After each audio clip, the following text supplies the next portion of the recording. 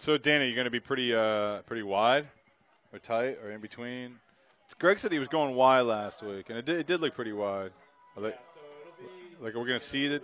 I don't care. Than, like, when we do the multi-camera. Yeah. It'll be pretty wide. So will we see, like, 5 players? Like 5? I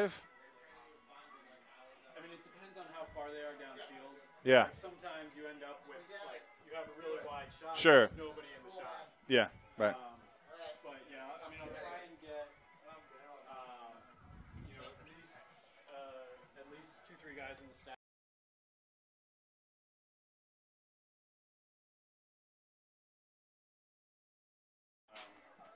I'm going to be trying to get basically as many people as possible. I'll lead us through the script as we go along here. Okay. And then at half. Oh, I hung up. Was I not supposed to hang up? Sorry.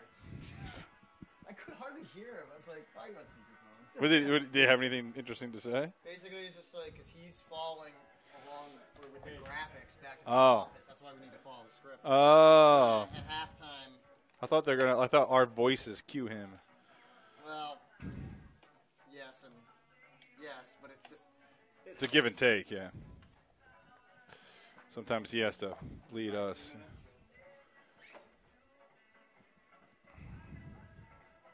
66 degrees. Beautiful day. So, but then at halftime, basically, we'll do like kind of a wrap. Yeah, because they're going to keep it. Oh, okay, so we'll wrap it out? Are they going to run through like they did last time? They told us 10 minutes to talk, and then they're going to cut. Of course, they didn't cut last time. Yeah. Clarify within that, again, really quick. Halftime, we could just kind of quickly do like a little recap, and then you'll cut us off. We did last week at DC. That's why he's giving me other information. What? You're giving me other information now. So you're throwing me off. At halftime, Scott, you there? At halftime, Because they'll last just do week, like a when quick I did the Boston DC game with Dusty, we kind of just recap of the half. talked for a minute or two about the first half. I guess when they, And I was like, when they send it to half, don't go anywhere. Second half coming up. Come back, give you the first half stats. Or, that time I said, check the out of town scoreboard. Yeah, that's a good one. Boy, that time we had this. Your game. Yeah, yeah. So at halftime, just do a quick wrap. Yeah, okay. Once you send it to halftime, they're going to bring the audio down there. Right. Why? It was so awesome last time. Are they listening to us right now? They probably are, right? Hey, hi, Scott. Hi, Scott. Hi, this is Tony. Hi. Edit us well. Tony's making Some goofy shit. Pay no attention to the man. I'm going to talk about what Anthony's doing for dinner tonight. Anthony Nunez? That was the first when you start that broadcast. It says, "Oh, so we're all going to Anthony's for dinner tonight," and then it's like, "Here we are in New Jersey."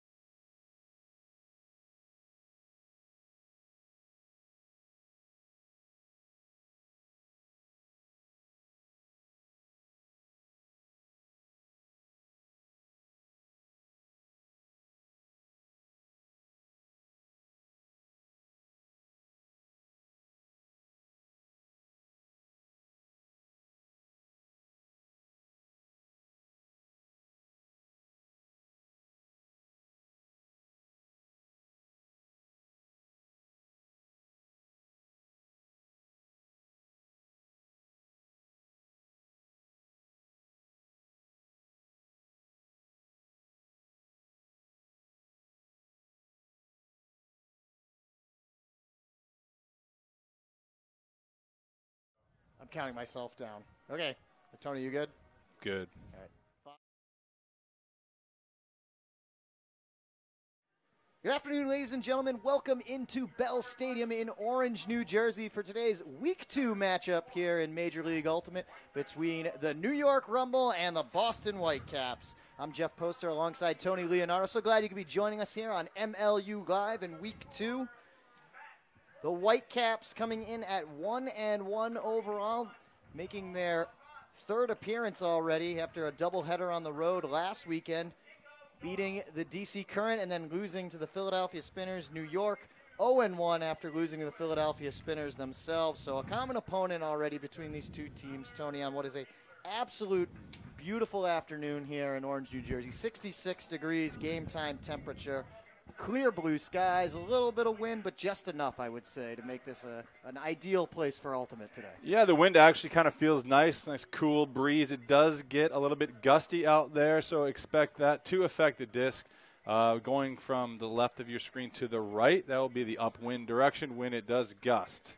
Other than that, as Jeff said, yeah, it's nice out here. Beautiful day, beautiful day. So as I said, Boston split their opening weekend road trip. They had a big come-from-behind 17-16 victory at DC on Saturday night in miserable weather. It was cold, windy, and there was a huge chance that they could have possibly been playing in snow. They went on a 4-0 run to win the game and an 8-goal fourth quarter. New York on Saturday took a tough loss in their debut of this new, basically New Jersey-based team, 22-12 to the Spinners. They had a break to go up 1-0, but after that it was all Philadelphia, and it continued to be all Philadelphia, including all the way to the highlight reels on SportsCenter as they defeated the Whitecaps on Sunday afternoon. A closer game. Number 1.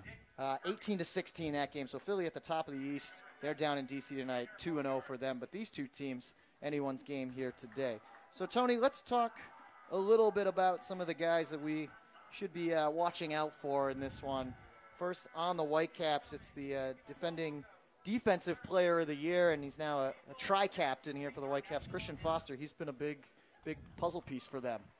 Well, CFO, as he's known, Christian Foster, has been rocking the league for some time now. Coming out of Carleton College, they're one of the top programs here in the United States. Let's give a pause for the national anthem.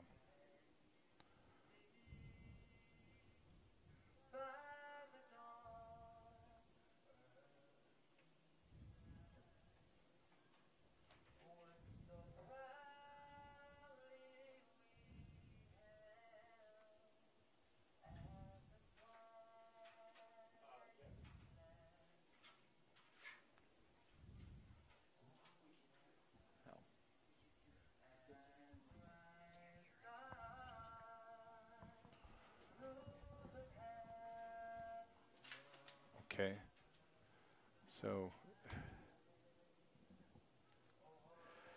Christian Foster, one of the elite defenders here in the MLU, leads currently the league with 5 blocks against all coming in the DC game there. Yep. But he's been rocking this for some time, as we were just discussing here. 3rd year, coming out of Carleton, and he's tough as nails. Jeff, you ride the bus with these guys. Yeah, he's a guy who wants to eat your lunch. Oh, he's all business. He's all business out there. That's there. Right. he's gonna get it. He wears pink cleats, and that's right. on design. Had that huge block that kind of gave Boston that opportunity to win that game against DC as he laid out off the pole play and got him the disc right back. And then on the other side of the disc, Bo Lee, he could be a pretty big piece for this team as they try to readjust to new roles as he comes over here to New York for his first season. Well, they're going to count on Bo. He's been living in Princeton now for some time, from Hillsborough, went to Cornell 4 times there, going to nationals in college at Cornell University. His junior year, they made the semifinals. Key player for these guys in the center of the field. One of the top players here so far, only after one game, of course, but leading touches per possession, the T-pop stat that we like to use here. But look for him to get the disc second off the pull there, so they'll center it to him.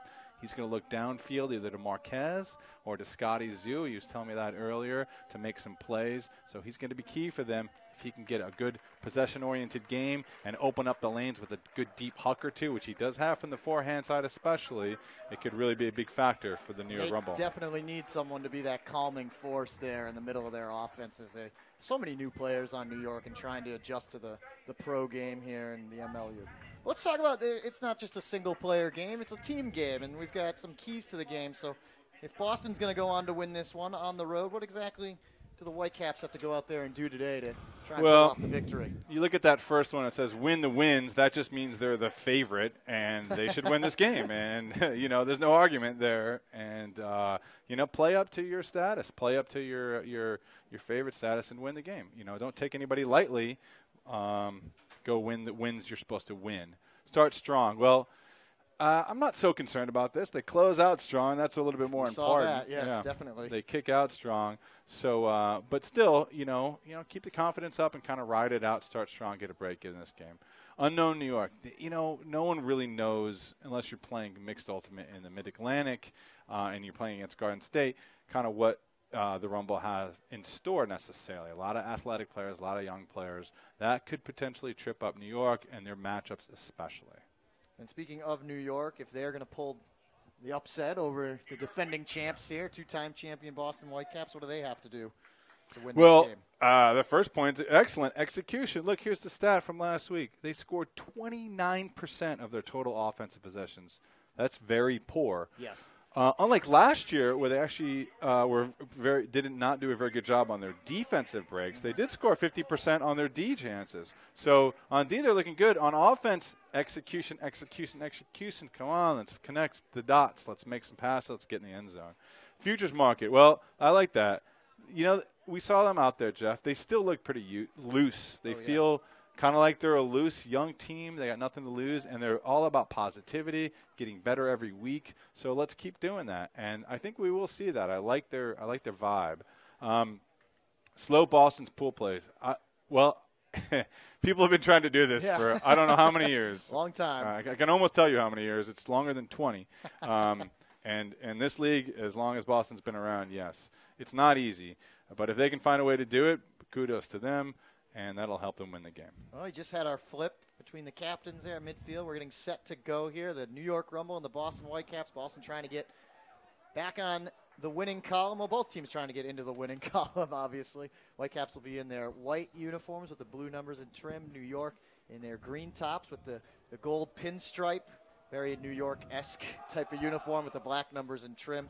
Under head coach, or head coaches, I should say, Anthony Nunez. This year he'll be co-head coaches with Eileen Murray. Nunez, he's had a tough go at it here. Now his third year with the Rumble. 4-17 overall, his record. On the other side, Sam Rosenthal, also in his third year, 15-10. That includes 3 playoff games. His first season losing in the Eastern Conference Finals to the eventual champion DC Current. And, of course, getting the MLU championship a season ago. He's assisted on the air by Tom Matthews and Mike Miller. Tom Matthews not in the house today. Mike Miller is on the sideline. And we are looking like we're getting set to go here. Boston will be moving left to right across your screen as we get set. They've got their O-line out there. We'll be receiving the disc. Look for Jake Taylor to be the main offensive handler there for the Whitecaps, as he has now been elevated to that captain's role. Sure, number 00 there. Frogger, we call him in the club circuit there. Tall, rangy handler. He's got breaks, especially to the backhand side. He will keep the disc moving. I really love Boston when the disc moves with these guys, and they can swing it. They get it from side to side, because when they get it to the open side, they just run down that sideline. It's off to the races for them. And they've got to be feeling kind of angry, I would imagine, coming off that Philadelphia. Not that New York is as well, but Boston probably felt they could have gone 2-0 on their opening weekend, which is not an easy task when you start off both games on the road. But here we are underway at Bell Stadium, New York, with a pretty good pull here, backing Boston all the way up to the goal line. And there they get it, right into Jake Taylor. Taylor push it forward. And this guy we're going to see a lot of, Jay Clark. He finds one And of his this guy as college well. teammates, Tyler Chan. We got Matt Little. Little in his second year here with the Whitecaps. Swings it back to the center with Taylor. That's Hartwigger. Hartwigger advances it up. Clark again. And back to Taylor to center, as Boston very much loves to use both sides of the field. And Little will to put it in, and the Whitecaps, something they couldn't do last week, are on the board here first with Tyler Chan. Nice quick throw on the inside break there.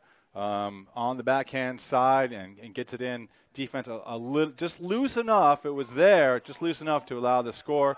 And nice use of both sides of the field there. And Boston scores quickly. And 1-0 for the Whitecaps. Tyler Chan, that's his 4th goal of the year. The defending Pretty rookie nice of the opening year. weekend. Yeah. He's The early year.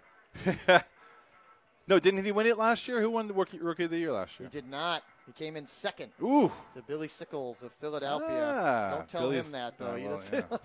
We will not sore tell subject. Tyler that. Billy also obviously a great player, and we saw him last week. Yeah, great season. A lot of fantasy points. I had Tyler on my fantasy team at one point. He's very good himself as pretty a fantasy player. Yeah. So Boston pulling now. There's their captain, Christian Foster, is kind of the pull specialist there for the Whitecaps. In New York, we'll get our first look at their offense. So they get it in to Marquez Brownlee. Now back to the near side. The big fake hook there on the open side by Patton. And swinging around to Andrew O'Connor. New York getting a couple of bodies back that were missing last week in Ben Nichols and Mason Compton. And there's the first turnover. Boston looking for the early break as Foster picks it up. Looked like Katz got a piece of that. Ben Katz for the Whitecaps looked like he kind of got a piece of Bo Lee's swing. And it got knocked this down to the ground. Foster with a good swing out. That's Nick Murphy off the catch from Andrew Hooker coming over from the Dogfish a season ago. Herskew back to Foster, basically where this point started off. Hooker again from the center. Nice swing to Katz. Boston. And they put it in. So a quick break there. Boston is the early 2-0 lead as going in for the score is Davis Whitehead, Whitecaps rookie. Any relation to Danny Whitehead, Jeff? Have you so. researched that? Last week you were talking about him wearing a red cap. He doesn't have that this week. Well, nice patience there from the Boston D-line. Expect to see those guys out there a lot with the disc in their hands if this game holds up at all. Really, the youthful experience of New York could fall victim to the veteran experience on the Whitecaps, especially on that D-line. Well, on the other side, that's a rookie there catching that goal, Davis Whitehead. So not quite like MLB. They can't get him the disc to keep his first professional goal. Maybe they can. Why not? You could buy it.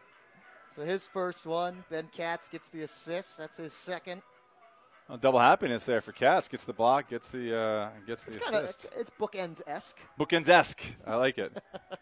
So New York still looking for their first point here, and it's picked up 20 yards up. Bosco will swing it around. Bosco Canetti playing on the same line. Peter Jimenez there on the near side here swings it back. Seth Canetti. Canetti gets it back. Canadian Bosco to the veterans here. Now Played with in the Metro hands- North. That's Cannon. Ooh, and very close. Hirschberger almost had a piece of that one. And New York with an opportunity here. The layout bid just short. As that one was very close. That's our first look at Nichols. Ben Nichols out of University of Buffalo. But another Jersey native. Not a bad look there from Jimenez. I like that. I had the open man. Try to feather that down the line. Maybe pushed down a bit by the wind. Just didn't have quite enough float on it. And Boston will pick it up.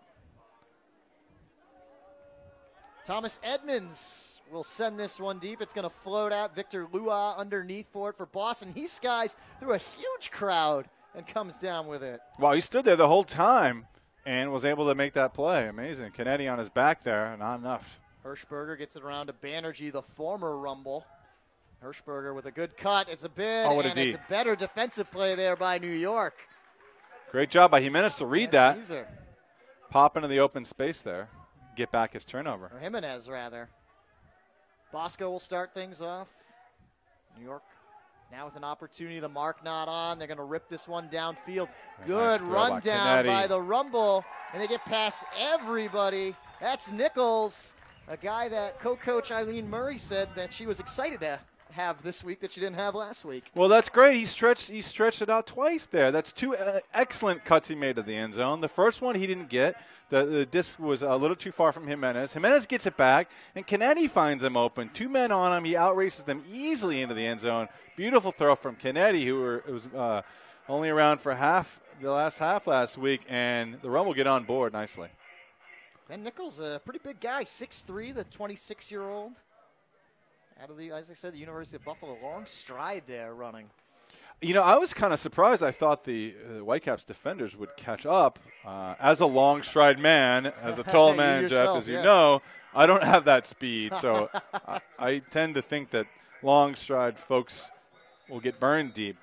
But Nichols there able to extend his foot race into the end zone for an easy catch. Pretty tall guys out there. Stephen Willis, number 12, 6'4". Sisto is pretty tall as well. There's a tall guy for the Whitecaps, Taylor, ripping in the ball. Alex Cooper making his return to Boston this season after a year off. Swings it out to Little with a lot of space. Finds Chan on the far side of the field. Watch Chan with his forehand in the end zone. We know about that. Chan gets it up to Nick Thompson. Thompson trying to get around the mark, falls down, and we have our first call of the afternoon. It's a foul against New York. That gives us a chance to introduce our referees today. Joe Campbell, James Kulinski, Travis McGrath, Bill Kane, our head ref, Car Chu, and operating the clock is Brandon Burdine. I thought that was nice defense by Duas from New York there, but they did call the foul. And there's going to be another one here, a violation. Looks like it's going to be a pick. So against Boston, I'll move it 10 yards down. The New York defender there, as you saw, an open Boston player usually means that's a pick. Illegal. There's Taylor fakes out his man, now gets a wide berth to make the throw to Chan. Boston trying to use that sideline, and they're looking to get it to Carter Thalen, another one of these tough guys. Pretty good defense from the New York, cut the lane off there to the disc. Yeah, not a great decision there from Tyler, throwing to the same third of the field to a covered man with a little bit of a gust of wind. But maybe at that point, they just wanted to get rid of the disc. Taylor looking to employ the trap. New York trying to there. tiptoe the sideline. It's skied and taken away by Boston's Thompson. So Whitecaps get it right back. Little, and the handler cut, fakes the hammer. Looking for that flick into the end zone, and this time Thalen's able to reel it in for the score as Boston goes up 3-1. Well, a nice set of fakes there from Little. Yeah. If you saw that, there it was a forehand to the right side, forehand to the left side, and then he shoots it through the middle. All very quick. So pow, pow, pow. Tough to defend against that. Really no chance for the defender on a short field. Got to give all credit there to the D, though. I think that was who was it getting up there? Yeah, Nick Thompson there out of Cornell. Bo might know him. Another guy coming over from the Western Conference a season ago, played with the Dogfish. Finds himself in Boston now, so he says, I'll play for the Whitecaps. 6'3", able to rise up there and really high point that disc. Great play on defense there on what looked like to be an open man. The disc hung up just a little bit with the wind. Christian Foster again with the big spin pull, left to right. This one it's going to drop here. Looked like it was going to hang up there for a while and then just picked its spot and said, I've had enough. I'll drop down to the ground. Here's O'Connor. O'Connor advances up right near midfield. Caught by Quinn Hunziker making his return to the Rumble. As missed last season. One-handed grab that time from Irvin. And Irvin looking to put it into the end zone, but that'd be a tough run for anybody. Even the fastest guy in the league is not going to catch up to that disc. Yeah, didn't get the bite on that disc there. The wind pushed it out enough. Just not as great of a throw as it could have been, obviously, as turnover. O'Connor was the intended target. Now Hooker, this is going to be a 50-50 disc, and Brownlee comes over and makes the play over Doherty. Nice read by Marquez Brownlee there. He had to come around from the backside and make the D with the left, and he did. New York looking to take advantage of the full field. Far side. All right, they need to score on this one here. That's Bowley. Back out to Hunziker. Drop it back for Lee. Trying to get it to O'Connor. Pretty good mark, though. And the drop by New York on the far side. Well, tough. I really want them to get it in the end zone there. Instead of isolating somebody, they moved it backfield. I would have liked to see them move, obviously, into the direction of the goal. Hooker sends it up to Murphy. Murphy will uncork one. 50-50 opportunity, and Christian Foster skies up for the grab. Now he's got to try and put it in the end zone. Good drop off by New York. I believe that was Lee trying to come over and play the defense, but better cut by Boston, and they get the score. Take the 4-1 lead. Well, Lee there on the other end of that, 77 guarding Sifo on the turnover there, and he not able to get the D as Sifo rises up, and that's a break for Boston. Yep. As they are starting off strong here. Much better start here this afternoon than they had in both games. So, Jeff, the question, you follow these guys. You came down the bus. You called a lot of the games last year, including the championship. What do you see of the makeup so far? Now this is your third, I should say, two games and a half a quarter into whether these guys are going to repeat or not. Philadelphia looks pretty good. Philadelphia does look good, Philadelphia retained their core. Boston, what's the old mantra for Boston? They're not rebuilding, they're reloading. They're reloading, yeah. It's still early. We'll see. You got to expect. They don't even have their full roster here today. I mean, they're missing a very underrated player, I think, in Misha Sidorsky. Yeah. Who was supposed to play last week and tweaked his leg during warm-ups and couldn't go in either game. They're missing him. They're missing Hatchett. Jack Hatchett, a former defensive player of the year. Eric Stevens has been old reliable for them over the many years in Boston. So we'll see. We still got a long way to go in this season. That's Cannon. Swings it over to Colin Koshinash. I think that's Bosco with the disc. Now it's Bosco. Bosco on the far side. That one a bid, but great read. Tough jump there for Boston's defender, and this one is off the hand. Cats with some good bodying on Nichols, and he just couldn't come down with it. No Koshinash with the great read on that throw from Bosco. Yeah. Just able to see that it hung up a little. Bosco count was getting up high. Bosco had to put it, but all for 2.5 naught. left to go here in the first. To go off our PA announcer here. Scoreboard not in use. Scoreboard is in use. It's just really it needs to be in shadows. It's blasted with sunlight. Boston will swing it over. That's Cats. Up ahead, Hirschberger. Good to see John Hirschberger out there again this season. He was injured all of last year. He's going to air this one out downfield looking for Jordan Taylor. And Taylor reaches up with the right hand. He's got to be pretty excited about that one. Hirschberger with the rip. Love that touch there from midfield. It's a 50-yard huck there on the forehand side. That was the open side. They do so well reversing the field direction there. And Nichols couldn't catch up that time. Again, from Hirschberger. Yeah, great put from Hirschberger. And saw Taylor look pretty excited as he gets his first MLU goal of the season. And this is going to force a New York timeout, looks like. Unless it's Boston called this, I would hope that New York made this call here. Boston just wants to keep it moving the way they're going. Why not, right? Exactly. Unless they want to use the midfield pull just to really try to ice it away in the first quarter here. It'd be a little. Let's put the game away early, maybe. So New York here trying to regroup, talk about it.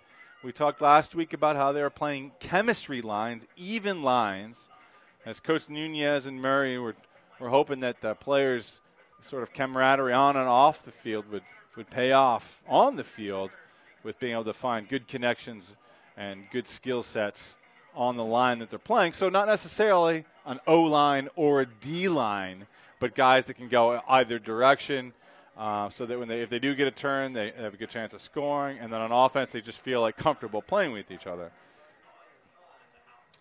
Canterbury is proud to power your game and as the official apparel sponsor for Major League Ultimate. Visit www.canterburyus.com today, the destination for your team's custom uniforms. Canterbury, committed to Ultimate. Do you have a team trip or corporate outing coming up? If so, charter a private bus, a minibus, or a party bus from busrental.com, a U.S. Coachways company. Bus travel is one of the safest, greenest, and most affordable ways to get your group to an event. If you're going with a group, trust busrental.com, enter coupon code MLUBUS, and get additional savings and VIP treatment. I like these Canterbury jerseys that They're we nice. started using a season ago. Yeah, the rugby outfit out of New Zealand or Australia? It's pretty close. Not to One New, way or not the to other, New I know Zealanders or Australians. They get Yeah, I they know. get pretty upset about that. It's very. To me, it seemed pretty I similar. But. believe it's New Zealand though. But I wouldn't put any money on that. All right, we'll have to get someone to. Can someone please alert us via tweet whether They Canterbury make a good is. product. They make a good product. That's all that counts. Well, New York here going to try to regroup on the O-line again and see what we come up with. To the timeout, trying to just kind We of haven't called settle Gibron's down. name. We haven't called Meeser out yet. He's not. I don't know if He had he's one catch so far, but he's been relatively quiet as he's kind of their go-to guy, or expected to be the go-to guy this season. He's on the field right now, coming out to the near side here. Well, of course, last year, big player with his defensive presence. He got hurt, too, very early on, which was Yeah. definitely a factor in New York's tough time. Was out for the season, I believe, in week 2 or 3. So tough to, when you lose your best player, now we see him making a big downfield cut. Yeah. He'll have to come back under. Number 6 there is Meeser. Matched up with Foster. Now they pull off of him. There's Weintraub looking. Swinging up the far side, and they've got a man open downfield, wide open, and they reel it in, so the timeout works out as Jacob Doyle gets in for the score, and New York gets one back. It's now 5-2. Crowd getting excited there. I heard a shout of "Do it!" as that guy Doyle was sprung wide open, unguarded. A mix-up on the defensive side from the Whitecaps allows a quick and easy score there from New York. And he saw everybody contributing and Weintraub getting in there. Weintraub also an important part of this team, huge part of this team. Well, that's the gamble I would say that the Whitecaps take. We saw it last week, too, where they match up man initially, and then they'll sometimes pull a guy off and kind of have like that free safety roaming out there. And sometimes it pays off. I remember seeing Foster do that for maybe their get within 3 of DC in that first game, where he just was able to punch in through the middle of the field unguarded when he went off his man. So New York will look for their first break. That's going to be a brick, though, as that one heads out the far side.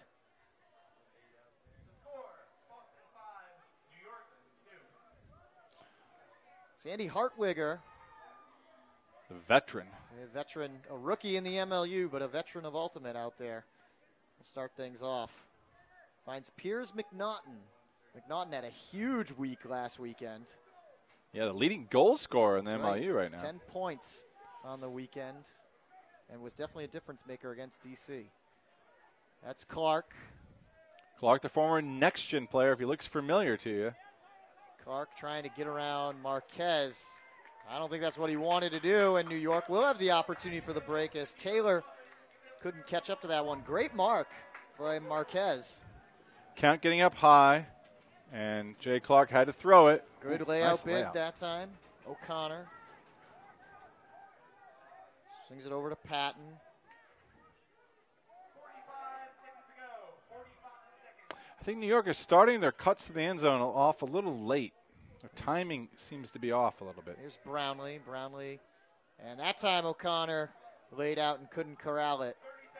And the final 30 seconds, Boston gets up to Hulkyard. Hulkyard, as Clark will look to redeem himself a little bit. Marquez coming over, and Marquez just outruns Clark for the catch block.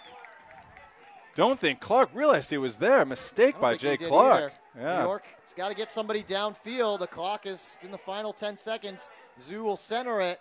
No one is close to even getting downfield, so New York just launches it, and it's going to be caught by Nick Thompson of the Whitecaps. I don't know if New York was aware of the clock.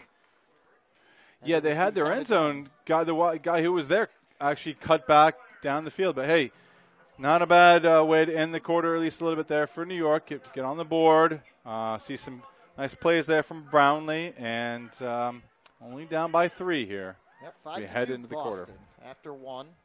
And some just impressive play from the Whitecaps. Like you said, Tony, a pretty decent finish there for New York. They had to take the silver linings, I guess, when you can. Yeah, I mean, they're growing, they're learning. We get that part of it, and you just gotta expect to pick up on every situation. Like, how important is it end of game to score? It's very important. New York could have used a timeout there, for example. I don't know if I would have necessarily, but it's these things we got to think about here. Sometimes you feel like, not such a big deal.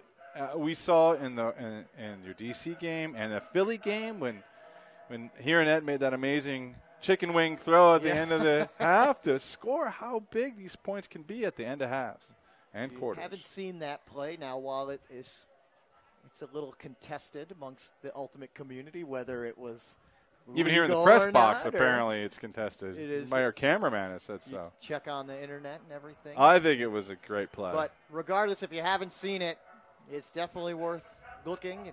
Nick Hironet and Himalaya Maeda getting the accolades there on ESPN Sports Center was the #1 play there. It's made it to a Deadspin. It got on SB Nation, That's right. Huffington Post Sports. That thing went viral quickly. And deservedly so. Great play from Hironet and Himalaya Maeda. We'll look for one of these in this game, and we'll get maybe. Talking about Nick Hironet and Himalaya Maeda, the Philadelphia Spinners, a tough matchup themselves tonight at 7 o'clock. Make sure you tune in for that one as well. And down in D.C. I think the Current, though they lost a lot of their top-end talent from the last few years, I think they still could surprise some people with their ability. They played Boston very tough. They love it in the dojo. That's right. On their home field advantage there, and they've been down there now for I think 3 seasons at Cardinal Stadium. Yeah, really comfortable there. And there's never been love lost between D.C. and Philadelphia. They share mid-Atlantic roots, and they fight for residents of the area between the two cities a little bit. But yet no one plays a better game than when D.C. and Boston match up down right. there. Every one of those. I think every time D.C. or Boston's traveled down to D.C., I don't think a game has been decided by less than 2 points. It's crazy. So it doesn't matter who's on the team, you're going to get a thriller. We were talking about that earlier with Coach Rosenthal, right? He said Boston's in every game. Right. We're never going to blow Boston out. So the one time the DC blew Boston out, that's it. And out west, San Francisco already, whether it's good or bad, they already have an early bye week. But Portland on the road, heading to Vancouver tonight, and will be playing the doubleheader themselves. And at least what I thought, maybe Portland gets an early season loss as they'll have to travel to Seattle tomorrow afternoon. It's not easy to make that back-to-back road trip over the weekend. It's not that hard either. Let's not overstate it. Hey, you get in late. You never know. You get in late. You got to wake up early the next morning. We're Ultimate players. We're used to playing tournaments where you got like 3 games a day. These guys are living a sweet life over here. They will have the benefit of not having to go against Khalif El Salam as well. That is a factor. Now that's a factor. Which I did not know when I made my pick for the weekend. Here we are, ready to go for the second quarter. See, New York, had they managed to work that clock more efficiently, could have scored and would be getting the disc to start as they are here in the second, but sound themselves down 5-2. But starting with the disc, as Boston pulls right to left. It's going to hang up there. Come down into the hands. I'd love to get the stats on which lines are scoring the most. Now, we do know that this line scored when Kennedy put the hook up, so this line so far has got a goal on the board. That's Mason Compton, another guy who New York did not have in their services last week. Is out there for the first time. It's Kennedy gets it back, swing it over to Jimenez. And now they'll unleash a big one. Looking downfield, Boston trying to catch over defensively. It's tipped up. The second bid. Just a little bit out of the reach. I believe that was Schwartz. Hey, great look. I love that play there. Throw it to your big man. It might be Sisto there that couldn't quite hang on to it. But that's a great that all worked out there. You know, that's what we want to see out of New York. They just got to complete the catch at the end of it. That's Lua. Victor gets it up to Taylor. Jordan Taylor, should be specific. No relation between Jordan and Jake Taylor. Whitehead. That inside break is so potent for this Boston. Whitehead with the Blady flick to the former Rumble player, Rob Baker. Berserker, they call him. That's right. Played here in 2013, his first year back in the MLU since that inaugural season. Holds the Rumble record for blocks. The, Wow. the MLU record Oh. still for blocks in a season. It's held on since that 23. very first year. That's amazing. And Taylor gets in for the score. Jordan Taylor and Davis Whitehead, rookies here on the Whitecaps. Both of them have 2 goals this afternoon. Well, that was made by that amazing play from Terry Roth there, number 17, a veteran of the MLU. Just went up big. Scott, sorry, that's Katz's number, but I'm pretty sure that was Roth that made a huge play out there, skying for the disc with a stiff defense there. So here in New York with the chance on offense to close the gap, instead gets broken, and Boston extends their lead back to 4.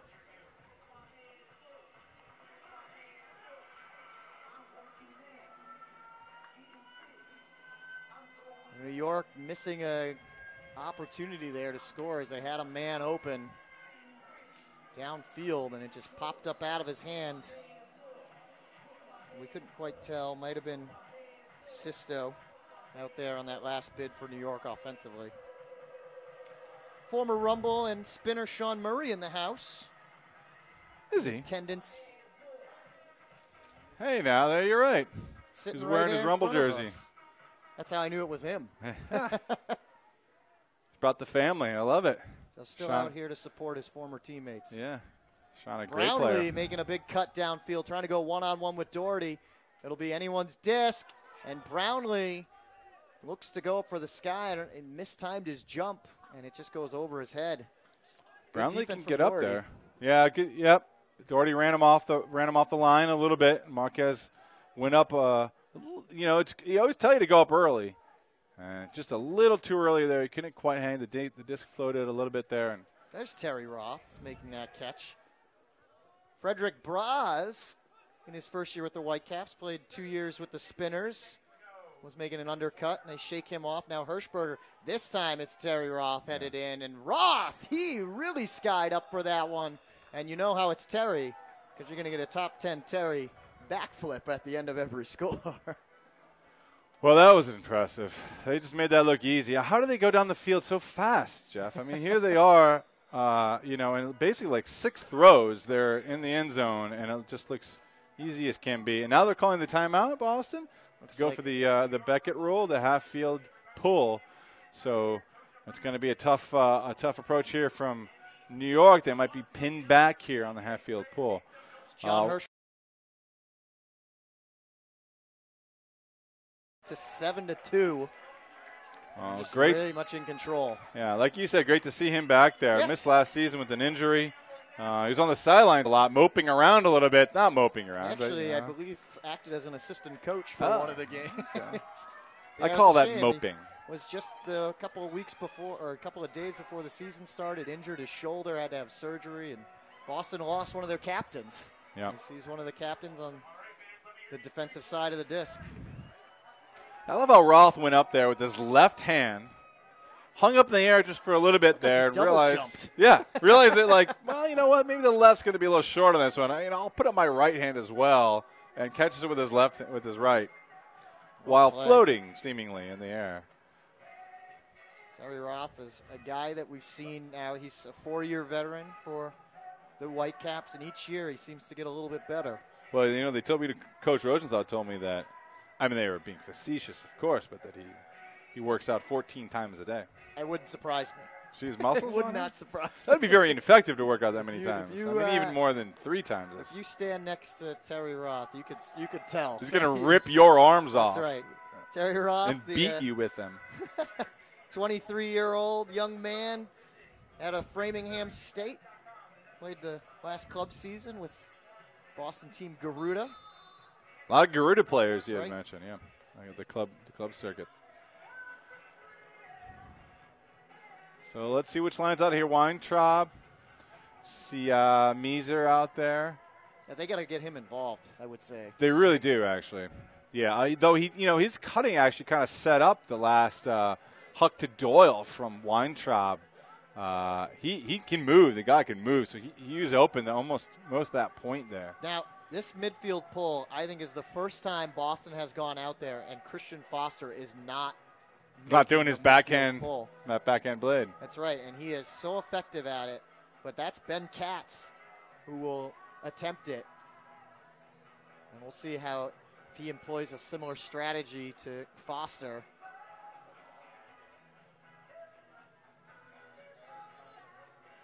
Huh, a little different. Pretty good. Backs up New York's Roger Chu, and goes out the back, so I guess it doesn't matter who's making that midfield pull for Boston. It does pin them back. Callahan territory here. Jacob Doyle gets it back to Chu. Chu with a little separation initially from Hooker. New York still in their own end zone. Oh, Dangerous there's territory. 14 hanging around there for the poach. Almost got it. Weintraub sends it over to Chu. Chu finally gets it out. Nice move there by Chu. Thought about unloading a big huck. Very close. Layout bid defensively. Just missed as Sean Mott reels it in. This one floats up ahead. Good read there by Wilson. Wilson making his return to the Rumble this year. There's 2 Rumble players back there trying to bid for that one, and it's caught by Chu. Nice play all the way at the other end of the field. Roger Chu very involved on that point. Yeah, great point from Roger Chu there. Really active. Love to see that out of this team where just running on every point. He's making a lot of passes, getting really involved, and he follows that play as the trailer. That huck was not to him. That huck was to Doyle, but Chu, trailing the play, comes up with it. And that's what I love to see is these one-on-one matches. This is what I think New York is going to have. If they're going to have a shot at winning this game, they got to keep doing that. They got to keep putting them there and hope to win these one-on-ones. That was really a 2-on-1 as Chu came over to help out. Jordan Follow Taylor up. was the only guy back for Boston. So the midfield pool doesn't help Boston, but it does end up helping New York. Able to get it. Took him a while to get out of the end zone, but New York gets one back, 7-3 now, and I'm sure they're glad to have Matt Wilson back on the field. Didn't play last year. Had some big throws a week ago against Philadelphia and just got the assist on that one for the Huck. He's got a green light to put it up. He's got a big rip, big backhand from the left side. And it looks like we've got some kind of violation, I want to say here, as the teams are gathering together. And it looks like the Boston guys are wondering what's going on. It might be another timeout. Well, just a timeout. New York will use it, and they're going to try that midfield pull. So see if they can pin Boston back and get the elusive Callahan.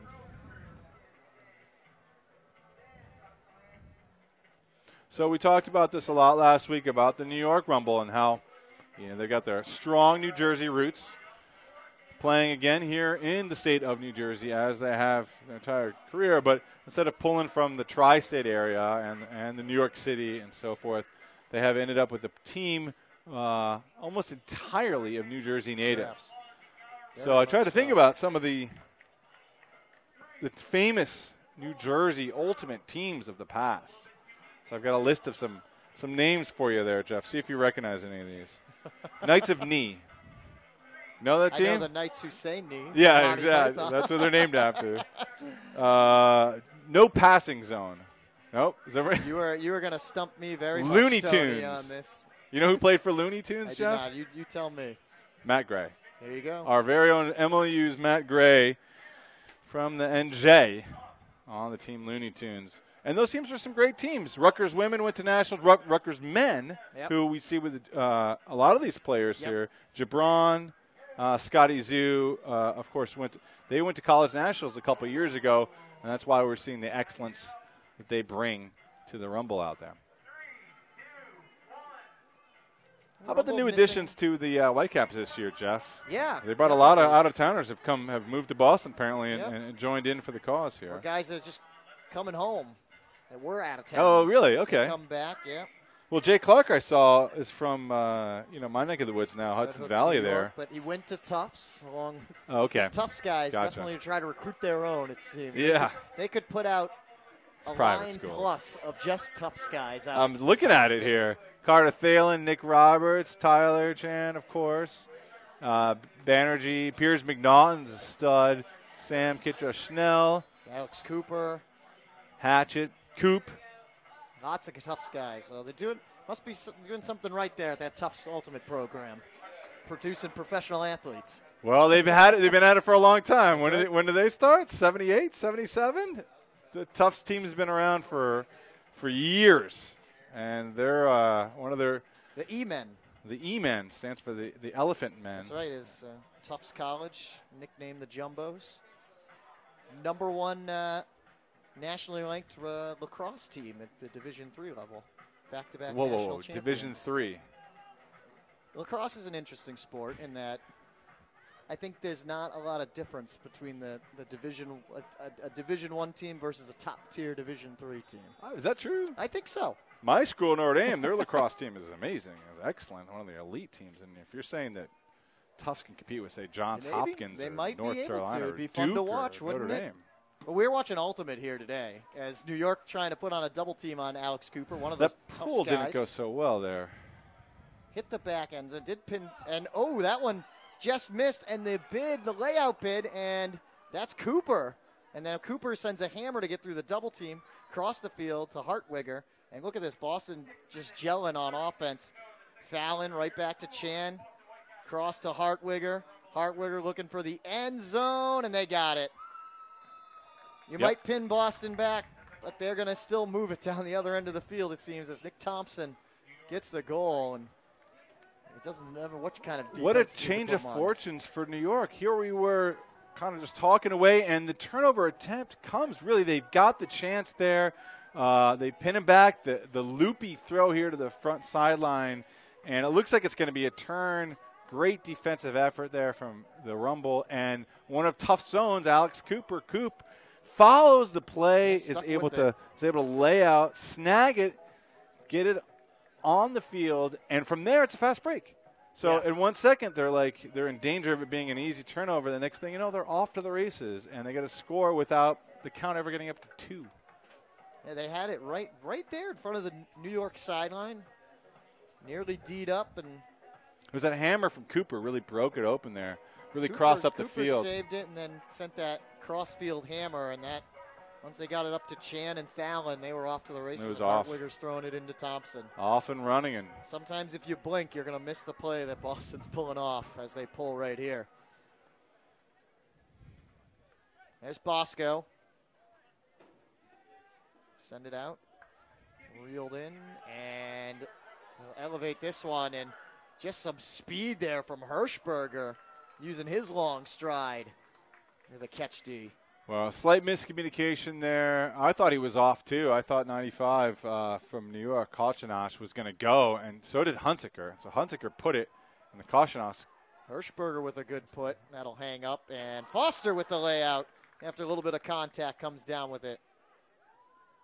Gets it up to Murphy. Murphy takes a bump. Murphy looking to put it in, and that's Terry Roth again. Well, again, the change of fortunes for New York. Hunsaker with the deep rip. Hirschberger, not the man guarding him. Again, that's the trailing man. So a help defense from Boston. Excellent. As Koshinash cut off his cut. But it wouldn't have mattered because his man stayed with him, stayed behind him. So when the disc came up, Koshinash was still going to have a playoff if it wasn't for the help defense of Hirschberger, the captain running down the field, the length of the field, to get that D. Centers it back up the field, and again, off to the races they go, and they slice it into Ross for the goal. 9-3 now the score as Boston is just absolutely dominating the pace of play here. Should also mention that amazing catch by Foster. Yep. Yeah, he got a little bump first, and then he went for it. Great layout bid by Foster. I mean, that's why he's the captain. He's going to finish plays all the way to the end. He's never going to give up on one. So a couple of Boston veteran captains here, Hirschberger and Foster, responsible for what you're seeing on the field right now. And really give credit to these guys for the score that you're seeing up here. 7-point lead right now. That's not a coincidence. They've been playing the MLU for a while, and they've got the experience and the skills to back up their game. Yeah, one of the many advantages, and we've seen that. I mean, DC reloaded, but they've got that same core running the show, essentially. Will Smolinski taking over as the new head coach, but he's been there.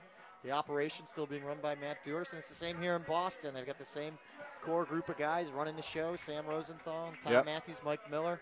Consistency can definitely produce wins. And while New York has the same coaching staff, that whole roster, big new. roster turnover. Yeah. They lost some big players from last year's team, and the majority of their goals and assists are gone. So they're going to have to spend the whole season finding who's going to pick up the slack. And so far with, a paltry 2 goals this half, 3, we don't have the answer yet. One thing that'll be tough for New York, too, is to not get too down on themselves if they emotionally just keep playing your game. It was one of the things I liked when I saw the video from their game last week. They might have been down big against Philadelphia, but even when they scored, they were still celebrating, still getting happy about it. And they've got to try to keep that kind of emotion riding if they're going to. I think they will. I think they do have themselves. And that's kind of part of their mantra is that they want to have fun. They want to keep up the positivity, and they are young. So I don't think they'll get too down on themselves, but it can be hard. So you're playing a tough team that's not letting up on you. Yeah, another midfield pull here from Boston.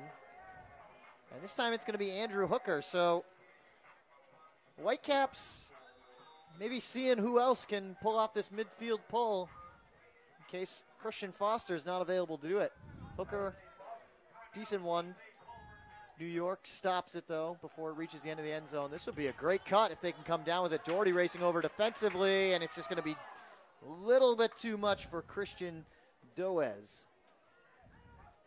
Not a bad look. It's tough with that zone in place there. That's what Foster's back there for. Is he's one man guarding a space, so it's tough to do that. Very Blady hammer knocks down Doherty, but he makes the catch. Sorry, Doherty was back there. And New York had to come from the entirely opposite side of the field to try and catch up to that one. That's not easy.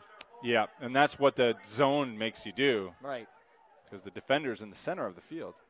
Ooh. Edmonds has one bounce off his chest, but catches it all the way through to the ground. And then completes the throw up to Doherty. Forcing forehand from New York. Doherty swings it out to Whitehead, and just shy of the end zone is Edmonds. And then the trailer, and in for the score is Boston in double digits. Boston looks good out there. They just look beastly. Taylor. Just like the way they're hitting the turf. All the bodies are falling, and they get up, and they're jacked up to play. These guys are really feeling comfortable out there. And I love just following through with the disc. I mean, they're doing that so well. How often are we seeing the New York guys hit the ground? Not as often as these Boston guys. And you want to hear the names that we're calling right now for these Boston goals? Just the last names here in the first.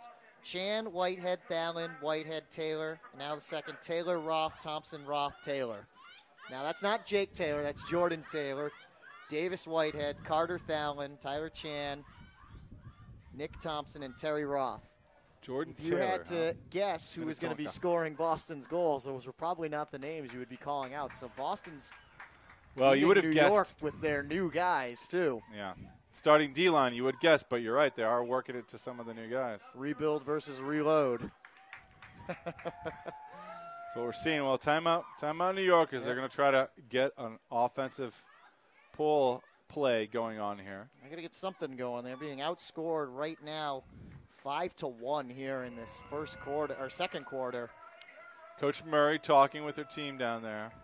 We're going to see the line of Hunsaker, Brownlee.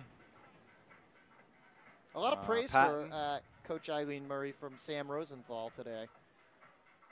Scotty Zoo's out there. Murray I've known for a while. She's been a legend in the club circles in Ultimate Frisbee for a while. I used to run it. Central Ohio called Poultry Days, and the team is called Hee Haw, and they dress up as Southern guys with straw everywhere, and they like it. And they would crush your team.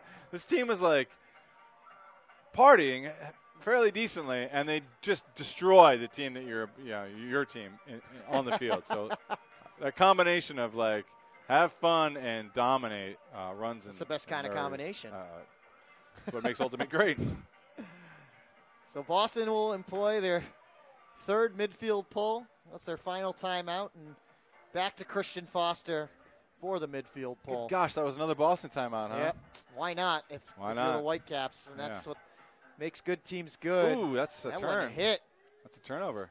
Yeah, that hit Tough. Scott Zoo. Tough for Scotty Zoo there. Wow. Disc comes lacing in and hits him, and that's a turnover. That's a possession. Whew. Wow. That's the way the pull play works. So whether Christian Foster was targeting Scott Zoo or not, either way. You're right about how potent that pull is, though, huh? So Banerjee's going to start it off. He's got the stack to his right. Rumble player. Can't force it into Roth. Count's Second getting high option, already. Murphy shaking off, and he's going to try to swing it all the way out to the other side, and it ends up being a turnover. That was Foster. So Boston can't capitalize. Wow. Yep. Pretty good defense from the Rumble. A short porch from Banerjee, and he can't punch it in quite. Brownlee rips that one down with the right hand, and some contact against Boston. That's Baker. Yeah, Baker and Banerjee in the area as well. But a clean catch for Brownlee. Ooh, Scotty Zoo put a nice Brownlee will send it gonna deep. put it to him. There you go. And this time, Zoo mistimes his jump, and then Foster capitalizes it. And his counterpart, number 11 there, just takes it away. This one floated for Baker, and Brownlee with the athletic move to get up and take it back. Boston lays out for a D. Terry Roth knocks it away. A lot of excitement going on here. Yeah. Bo Lee couldn't get that one from Roth. Amazing plays there. Nice huck from Brownlee. Scotty Zoo had sprung open, and then the missed time, unfortunate. Hirschberger took his time to get to that disc. Now we'll give it to Banerjee. Banerjee given a little bit of space here by Schwartz. Or O'Connor, rather. 2, not 21. This is Baker will another send her Boston around. D-line playing offense, as expected. That's Murphy. Baker again. Hirschberger. Braz trying to make an open cut, and he is open. We'll get the hammer. And Frederick Braz, Fricka, gets his first goal as a member of the Whitecaps. Coming over from Philadelphia. Can't blame anybody for that goal shot there on the defense side. After a couple of big plays and a couple of big turnovers and that field advantage there, it's really just tough to guard all sides there, and the hammer is always going to break you open there as it's able to really change the field side. So unfortunate turn there again of events for the Rumble. It looks like they had a nice open breakaway for Scotty. I saw what Scotty saw, which was he was going to be short of the end zone. So it looked like he was trying to, and he had Sifo kind of coming up from behind him. So he wanted to go up early and maybe hang up in the air a little bit. That's what I saw. And instead of making 100% play, it ended up floating just a little bit too much for him, and Boston takes advantage. And then Brownlee, the great play, Terry Roth there, the layout D there, as Brownlee centered it, and Roth was able to cut underneath that throw. Beat Bo Lee to the spot with the layout bid. So Boston clicking on all cylinders as they've got an 8-goal lead, 11-3.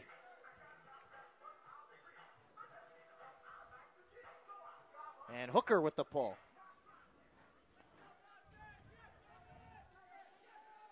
Hangs up there for a bit. Pretty good pull from Hooker. Allows the defense to get down. Bosco has it for New York.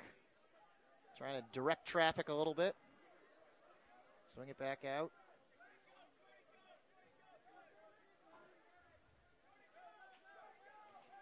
Over into the hands of Compton. Oh, they sprung somebody. This one see if he's got enough space. Should get into the end zone if they can pull it down, and they do. Charles Cannon gets one back for New York. That's their 4th of the afternoon. Pretty good put. And immediately they take the timeout to set up the midfield pull. Edmonds there on the D, and a nice read there by Cannon. And Canetti again from the same position on the field with the backhand huck, able to find his man. Nice play. I believe it was Nichols who was in that spot, as he was earlier in the day. He made the nice undercut, and that undercut sprung my man Cannon into the end zone. And Canetti put enough mustard on to get over the defender and a score for the Rumble. And he's pretty pumped up about that. Out here, he's got 2 Huck goals for the Rumble. Well, New York deep on Boston and get some space. It's just they've had trouble executing, getting that pass to them. And even the times they have, the downfield cutter has mistimed their jump more than You one can occasion. see, so now you got to ask yourself as the Rumble, they are looking downfield, right? They're putting it to the man. If there's an open spot, their offense seems to say, hey, we're going to huck it. If we're going to do anything, we're going to huck it. We have the athleticism, we have the guys, and it's ended up kind of a little bit of a 50-50 ball. Yeah. So now I wonder if the New York Rumble are going to ask themselves, okay, do we need to work it more down the field, take shorter shots, look at different fields, different positions to score from? I'm not sure, but something for them to think about. Tricky part for them too is as you get down 7 or 8 scores, it starts to already the clock starts to become a factor, and we're not even into the second half yet. You got to wonder how many can I get back, or we get back there at the start of a new half. They've got to find a way to get breaks, and this is a golden opportunity right here. Here's the best the chance. Midfield pull.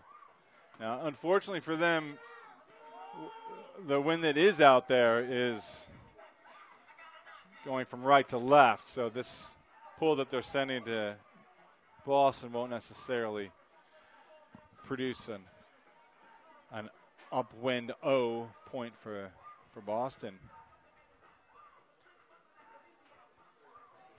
Let's see who they got there. Scotty Zuback out there. That line that we just saw a couple points ago. Marquez Brownlee, of course, one of the stars. That's MKBHD. Matt Wilson looking to pull.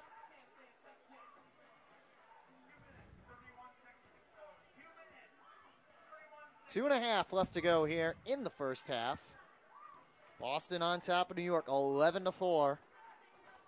Gibran Meeser's out there. Watch out for him, number 6. 42 Duas. There's our referee, Joe Campbell, running on the sides, unless that's Mr. Kalinske. Where's James out there? Boston spread out on the goal line. You see that gap there where you might, well, now they come over to kind of cover it up a little bit. New York might try to be finding the gap there to get it to roll out the back. Yeah.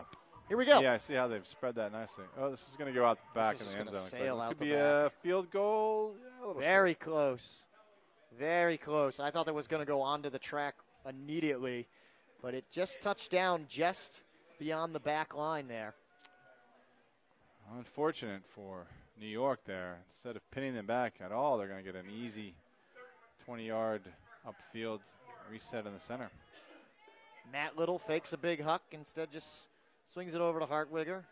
McNaughton coming under. They shake him off. Little's got it back. Jay Clark.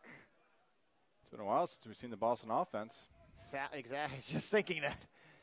Fallon has to swing it back out to Hartwigger. Clark's taken off for the end zone. McNaughton has it. Hammer. McNaughton fakes a hammer, looks to swing it, gets it to Hartwigger. Jake Taylor. Taylor fakes the backhand, fakes a forehand, fakes again. Weintraub sitting on Taylor's backhand. They've given a lot of space to Boston's handlers. As I say that, they come in close. Matt Little, but Taylor, he's got some room to work. Yeah, he really does. Weintraub, again, like hanging out on his They're keeping Little close backhand. as he swings it to Taylor. Boston using a lot of time here. And Little making the cut into the end zone. And he gets the goal from Jay Clark. Well, good defense from New York. They did make him earn it, make him work for it. Really unfortunate pull gave them an easy field. The midfield pull rule isn't designed for that. That's for sure. You pull it out the back of the end zone. That's not the goal. So something to work on there. So Weintraub, we saw, sitting on Taylor's around backhand, of which he is known for. He's got a really nice around break backhand. But still, they're able to work it through and punch it in. Right. Yeah, this is an elite offense here. Just took a little bit more time than they're used to, but as you said, Boston still works it in. And they've got themselves a 12-4 lead as looking to close out the first half here. That was a long point. Started off 2.5 left to go, and they ate up a lot of that clock. Well, back on offense now is New York. And Kennedi's out there again in the Bosco line. And looks like Bo Lee is on this line as well. Hirschberger with the right? pull. No. It's reeled in by New York. They get it to I'm looking center at with cleat Bosco. color when I misidentify names. I'm just saying that. Bosco with a quick catch, and now he'll put it downfield. They can catch up to this one, and they're in for the score. As New York's Jimenez gets the goal. That's what New York needs to do. Just like that. That was fast. Yeah.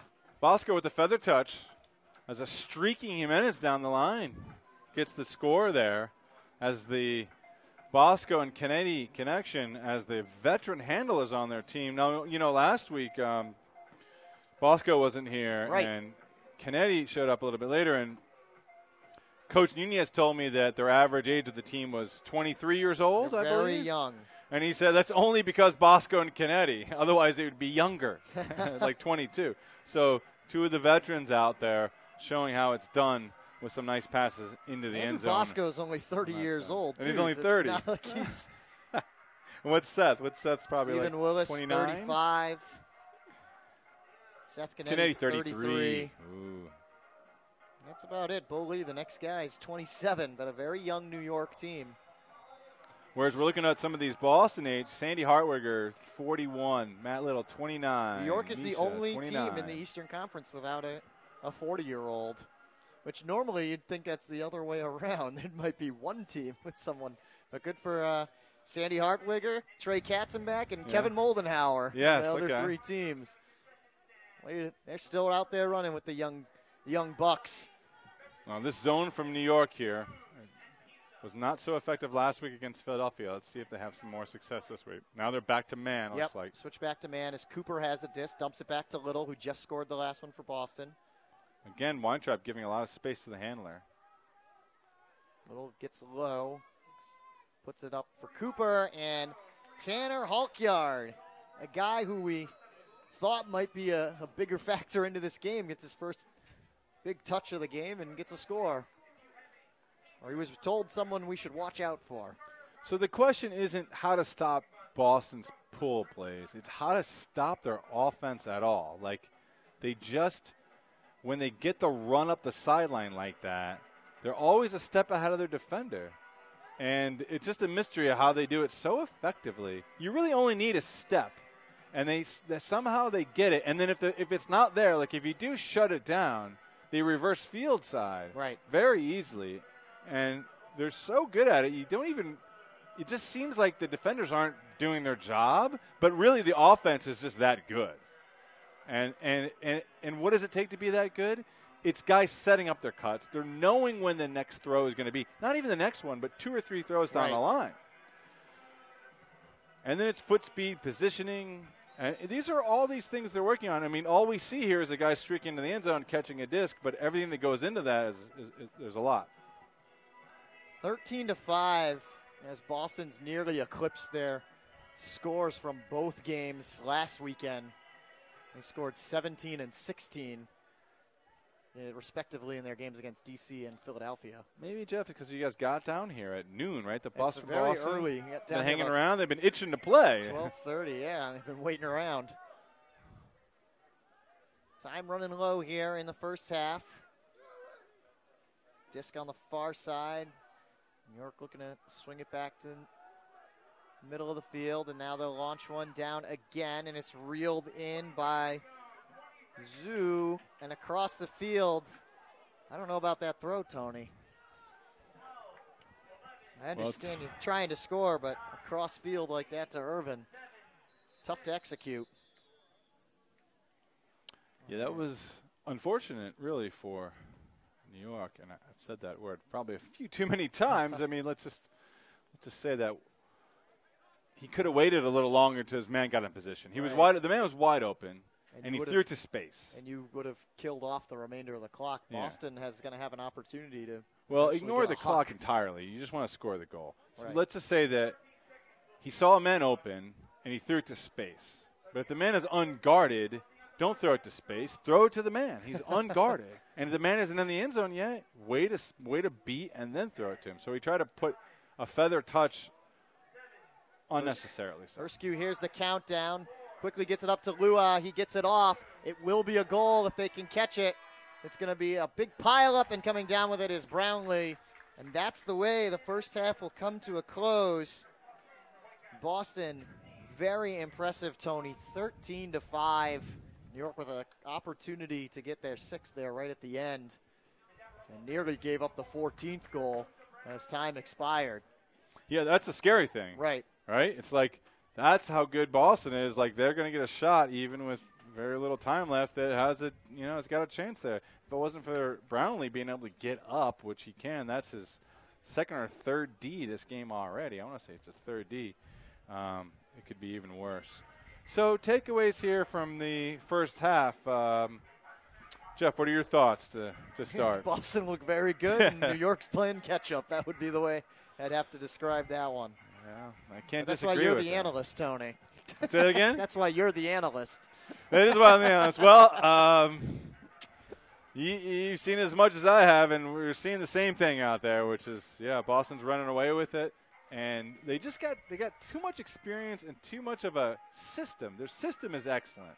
Their system, which their D-line plays, their O-line plays, just how these guys know when and where to cut and how to time their cuts, where the throw's coming from, and just the confidence they play with. All these things are factors that are sort of unseen. Like you're not seeing that necessarily on the field. You're just seeing throws and catches and cuts. So we're going to step away here for a bit. Don't go anywhere. When we come back, we'll try and give you some first half statistics if we get some notable ones there. I'd say we check in with the out-of-town score, but we'll give you a little preview of the rest of the games here in week 2, both here on the East Coast and the West Coast. It's 13-5 at halftime. You're watching MLU Live Week 2 Whitecaps on top of the Rumble. Don't go anywhere here at halftime.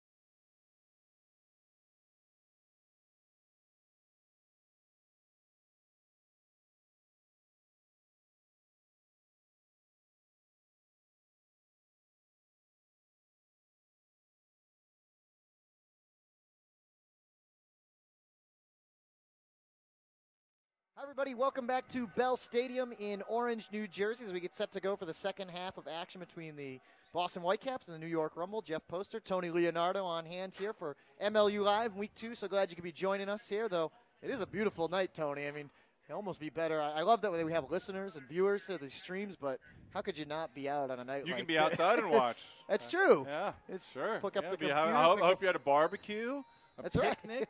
I hope you have a beer in your hand and you're watching some live Ultimate. That's what I hope. That's a night for me.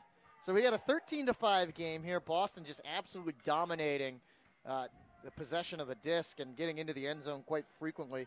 Tony, if my numbers are right here, Boston had 8 breaks in that first half.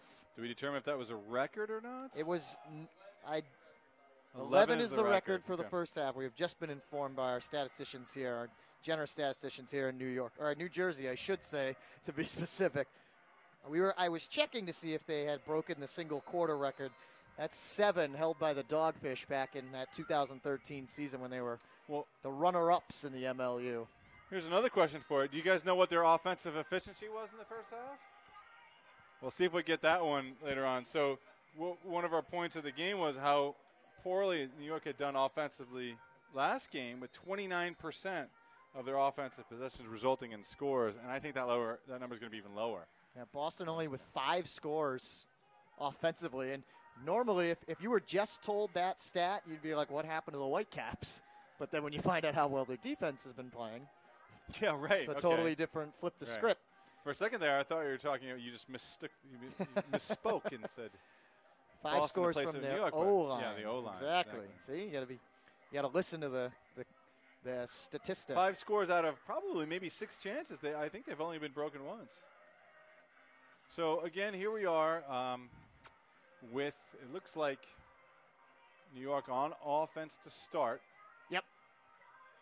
And Boston see if received there the first quarter, so they'll get the first and fourth. anything they've been able to talk about at halftime will have some effect here to start the second half. Now, we know they're young. We know New York is young. But these guys are competitors. New York's pulling. New York is pulling. I see no disc. There's the disc. Okay. Boston has their O-line out. It almost doesn't matter, actually, because they're playing even lines. So so the folks that are out here for New York, you got to try to get a break and then try to punch it in. Meanwhile, down on the Boston side, we're already seeing this core lineup staying gelled and composed. And, imagine this is your lineup at the end of the season, and they're looking pretty good. And they're still missing some guys like Jared Inselman. Missing Jack Hatchett and Hatch on the D-line and Sam Inselman. Kitrosh, Schnell, Misha Sidorsky.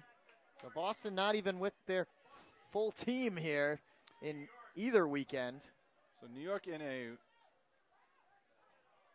what might be a trap zone, but not like super trappy. And Taylor, they're unguarded right Taylor's poached, and he gets it up to Chan, who also was briefly. So that was a zone for 4. They've still got a man poached there on the far side in Hartwigger, and Cooper sees it, sends him a hammer. Hartwigger with some time, looking for his flick on the open side. Taylor. Tyler Chan almost went right back to Jake Taylor. Well, New York's got to find where they're going to get their blocks. That's Hulkyard. I think he's looking for McNaughton in the end zone, but he can't really get the throw there. Cooper again. McNaughton is another one of those tough guys. Meeser tried to get in Chan, there. and Chan will go to Hulkyard, and he lays out, and it's just a little bit too far. It's kind of a low throw for a big guy like Hulkyard. Well, and it came in fast, too. Not enough touch from Chan there on the out throw. And New York with the chance. Got to get this break. Like I said, they need quite a few of them. This one around the defense.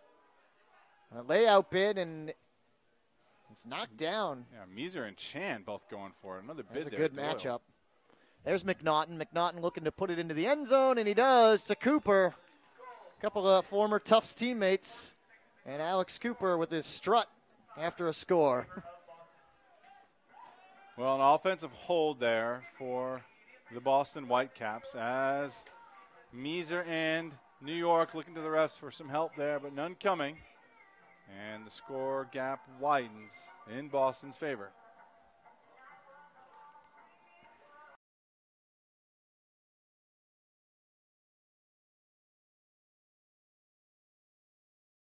And at halftime, we've got another full slate of games this weekend. I think the big matchup will be tonight as Philadelphia travels down to D.C., and it'll be very interesting to see what D.C.'s made up of after they played tight against Boston last weekend. Cooper. So Alex Cooper with the score. Stats asking us. Coop, I played Summer League with Coop one season, Jeff. Yeah? We went to the finals. He's a fun guy. We were living the life. He's an awesome player. He's an amazing player. Did not play for the Whitecaps last year. He got married and decided, well, now I'm married, so I'm coming back. It's got to settle the deal.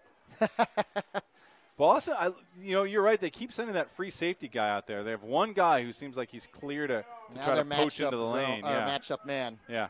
Here's Bosco. New York trying to advance it quickly here. They're within striking distance. This line so far has been the line that's been successful. Compton. Compton trying to get around the mark of Taylor. Jordan Taylor. Again, no relation there with Jake Taylor. Menace. Bosco again. Bosco looking for the end zone, and Braz comes over and D's it up. Yeah, not the right look, unfortunately. Braz read that the whole way as it came under the cut from Doyle, and I'm not sure Bosco saw him. This is kind of Frederick Braz, as I mentioned, came over from Philadelphia. Didn't play last season as he moved to Boston. Hirschberger unloads a big huck. Katz downfield. One-on-one matchup as this hangs up. New York jumps early, and Katz ends up with the disc. He's got a couple of guys trailing. And now he's looking for a call, and he gets it. Wow. He really drew that one. That was not a foul. Jimenez just stood there. And so he's going to get it right on the goal line. Katz just kept raising his hand like I'm being fouled, but maybe Jimenez was tired and didn't give him 2 or 3 body yards space. Yeah. just outside the goal line. So okay. Katz around the defense, and the third score of the night, Terry Roth, at 2 in the second. They started to talk about Frederick Braz, though, comes in, makes that defensive play that starts it off for Boston. New role for him with the Spinners the first 2 years is more on their O-line, handling the disc a lot more. Now he's here for Boston playing as a defensive cutter. Well, he seems like he's doing fairly well. Man's got some versatility. Yeah. And I believe Braz is from New Jersey. Okay, he's from Fayetteville, New York. So he's crossing over the borders here. He's a New Yorker by being born here, played with Philadelphia, and now he's in Boston. So it's up and down the coast here. That was the line you saw there that has had some success. And they were close. Nearly to put it in there. Yeah. But definitely some success there, especially with Bosco and Jimenez. And you know what we've seen now how many times, Jeff, is New York is mistiming their jumps. Yeah. We've seen it a lot now. A lot of times they're getting up in the air. Meeser did it at the point before. Jimenez just ended up with it here on D, where they're getting up in the air early, and Boston's coming down with it. And there is a bit of a breeze here tonight, but I don't think enough that would disrupt the timing that much. I just think it's got to be experience again, where the veteran players on Boston are waiting for the disc to come to them a little bit longer, whereas New York is trying to get it. Brownlee made a big cut downfield. Zoo reeled in that one and then puts it up. And now this one will be into the end zone. And New York gets one back. And that's Sean Mott with the score. Makes it 15-6. A nice play there. Patton getting into the end zone there. Seemed to set that one up nicely as he sprung Mott from the middle of the field. And the defender there unprepared to cut that throw off. Their looks, again, very consistent, coming from the midfield to a third of the field look into the end zone. I would like to see them move the disc down the field more often and get it, shorter distance for their goal shot. It looks great when they're effective with it. I think we've definitely seen over the course of the game New York improve a bit, but still just some small execution errors that are keeping them from consistently having a successful game. Now look at Boston's O-line back out there, which got a big-time break in that second quarter. And by break, I mean a rest. Taylor gets it up to Clark. Look at Nick Thompson all alone there in the middle of the field. There's a problem here. Oh, they're playing. There's a zone. One man's playing zone. That looks like they're matched up man again. Okay. Well, that's what they do to stop their pool play then. They keep a man back, does New York, to stop the huck downfield. In stride. Nice move as Clark and Thompson connect. As Boston. Too quick there with his release. And even though that Thompson was guarded fairly decently there, Clark with the fast release there. With the turn and pivot into the end zone, shoots a low throw that really only his man is going to get to. And you'll have to see that, just the presence to be able to just really quickly turn, find an opening, and shoot it there. It doesn't hurt that he wasn't entirely marked with Clark. It makes that a little easier.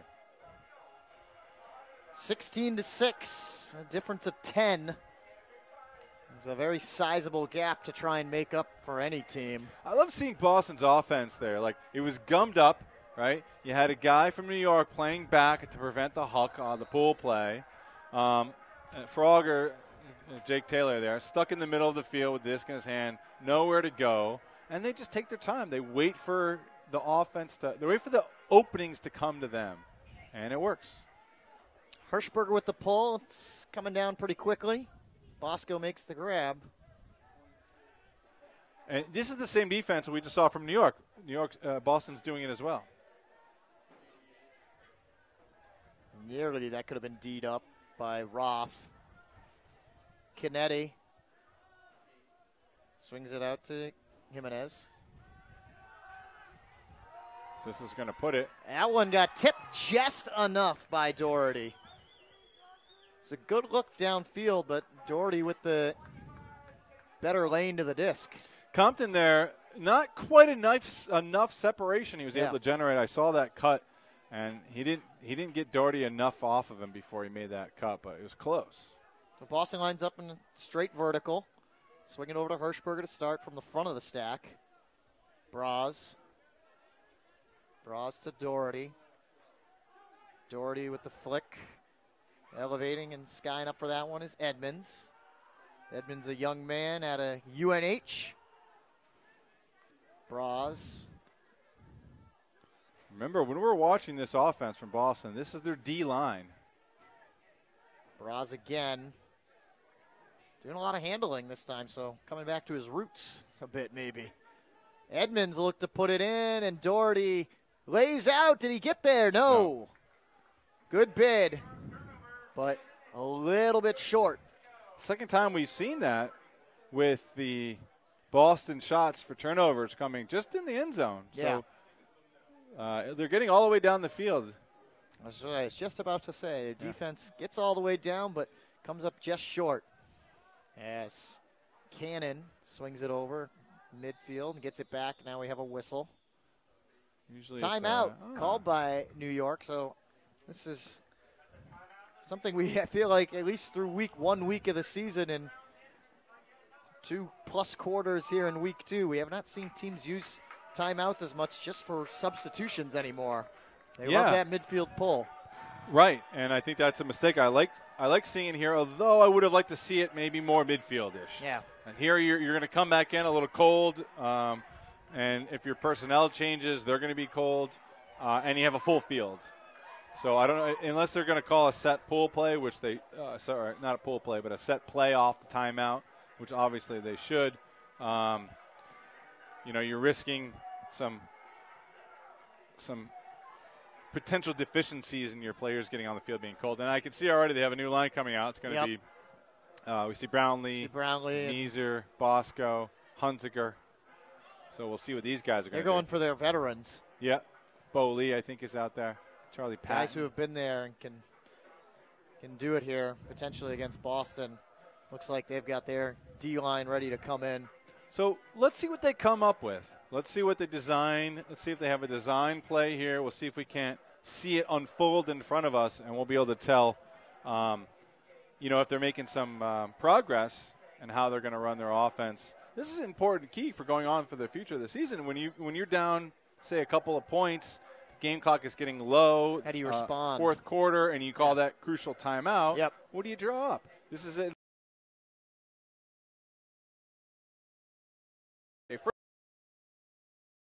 Our key personnel. We've been running even lines. We've been running chemistry lines. Who do we want on the field when it's that time? You're 7. Your best 7. Your universe 7.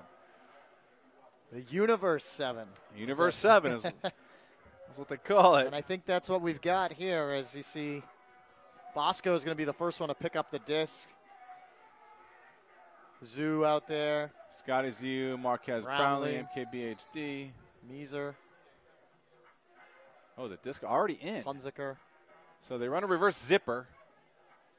Oh. And that's what you cannot have from your top 7 there, as Meeser just, I don't know if he was open. Maybe thinking about the next throw before the catch, but you got to go all the way through. And now Boston, this is still a break point for them. They started off on defense. Now they get fresh legs out on defense. Foster, just shy of the end zone is Murphy, but he throws it in, and the score is made. Again, Katz, very, I believe, gets it. Very quick. Just how fast they move that disc there. And there's always an open man to that side of the field. And that's often why you see New York and other teams try to put the zone on to stop them, and it just doesn't, they still beat you to the spot.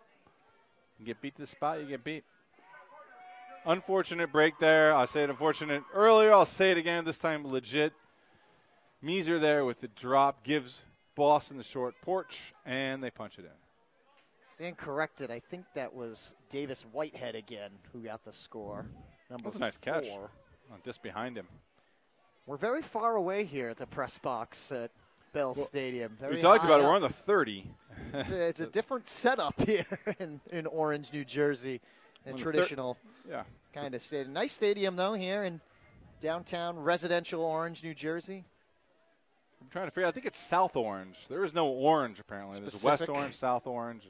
You would know better than me, as more of a native to this area. Maplewood, of course, not too far away. In Columbia High School, the birthplace of Ultimate, right here, the hotbed. Bowley has it, swings it around. Get some cloud cover now, and that one just a little bit too far. Out of New York's reach. They're trying to get it to Hunziker. That was Mott there. He's wearing Sean Murray's old number, and we see Sean in front of us here with his Rumble jersey. There's a couple of 81s out here. Here's Whitehead again. Whitehead looking for the assist this time, right on the goal line. Scuba. Sends it over the top. And there's Rob Baker. High release backhand will work. Baker, I love. He just always plays hard. That's why he got so many Ds last season. He never stops. That was a couple years ago. Yeah. It's his last season. Yeah. And then I believe he got married up in Boston and took the season off. That's what he told me earlier. Well, there you go. Apparently the rule of thumb is if you're getting married, you have to take a season off. We'll refrain from that. There's a lot of planning that goes into it. There's a lot of planning. And you know what tends to happen is all your friends are going to come to the wedding. All your friends are Ultimate players, and they're like, man, I got a game that weekend. Can you do something else? So it looks like maybe when Baker and Cooper probably like, hey, listen, let's have a wedding the same season. I'll go to your wedding, you come to my wedding. Maybe that's what happened. Well, neither one of us will play. I'll have to ask them that. We'll get a clarification on the way that happened, the way that panned out. It's both players making their return to the MLU field. Here's a little Clam D from New York Boston. taking advantage of it, though, moving quickly here. A little give and go. Ooh, and that one sails over everybody. There's going to be a chance for it, though, and it was just shy. Tyler Finkler. Not sure that was Weintraub's intended target, although it could have been. He shot that. I don't think so. Right through the middle of the field. A lot of defenders in the area, so he put it high. It went over everyone's head and to the ground eventually. Hirschberger uncorks a big one to Roth. Roth, the smaller guy, still skies over Meeser and makes the catch. There's Braz. Waits for his offense and then dumps it back. And Katz will look to throw it in. And that's in for the score. Boston just continues. They got to be having a blast out there. Pitch and putt, really. All right. That's 19 now as Doherty gets it. 19 and the thing is, 6. every one of these Boston scores looks easy. I mean, they're forehands and backhands into the end zone from 10 yards. Makes you think you could just walk out there with the rest of that Boston line and not miss a beat. They'll do the heavy Apparently, lifting. yeah. If you can just run down the field, their handlers will do the heavy lifting. Exactly. Just the smarts of doing that every time. It's like their goals are coming from 15 yards out, 10 yards out. Their goal shots aren't coming from the Hucks, and maybe it's because of the D that New York is playing, but more likely it's just the efficiency and the system that they have on offense. Even with their D players, as we see their defensive line is scoring all the points right. today. Perhaps, too, we had our MLU experts picks and predictions. A couple of people who wrote about this game said that an angry Boston is something that New York shouldn't want to face this early in the season. They got to be a little bit angry after coming up on the short end against Philadelphia a week ago. That's a good point. Oh, big layout bid. Just missed there for Boston. Good catch, though, by Zhu. He's going to get it right back. This one floats, but still caught, and now they're looking to attack the end zone, and a good read. And going in, that's Compton. Well, Kennedy gets just enough of the love of the win there. He put great Z's on that disc, so you saw it kind of like hit that gust of wind and wobble, and Compton with great presence there. Yeah, a little Blady throw, but Compton with an excellent run. Nice cut into the end zone. Stayed with it, and Kennedy here with his third assist of the game.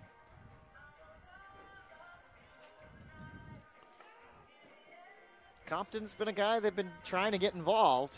Definitely has some talent. Could be a factor for them as the season goes on. Well, if he's got hands like that, those discs are hard to read when it's coming in hot, Blady, into the wind, and you got to kind of like pick one of two places it's going to end up because you know it could air bounce. So it's like, is it going to be in front of my eyes here, or a little bit higher, or a little bit lower? Excellent job there.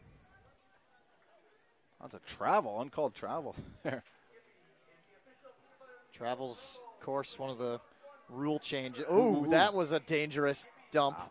Matt Little bailed out Jake Taylor. Threw that into the defense, and it was, I don't think Taylor knew where Little was. Yeah. He was closer than he was.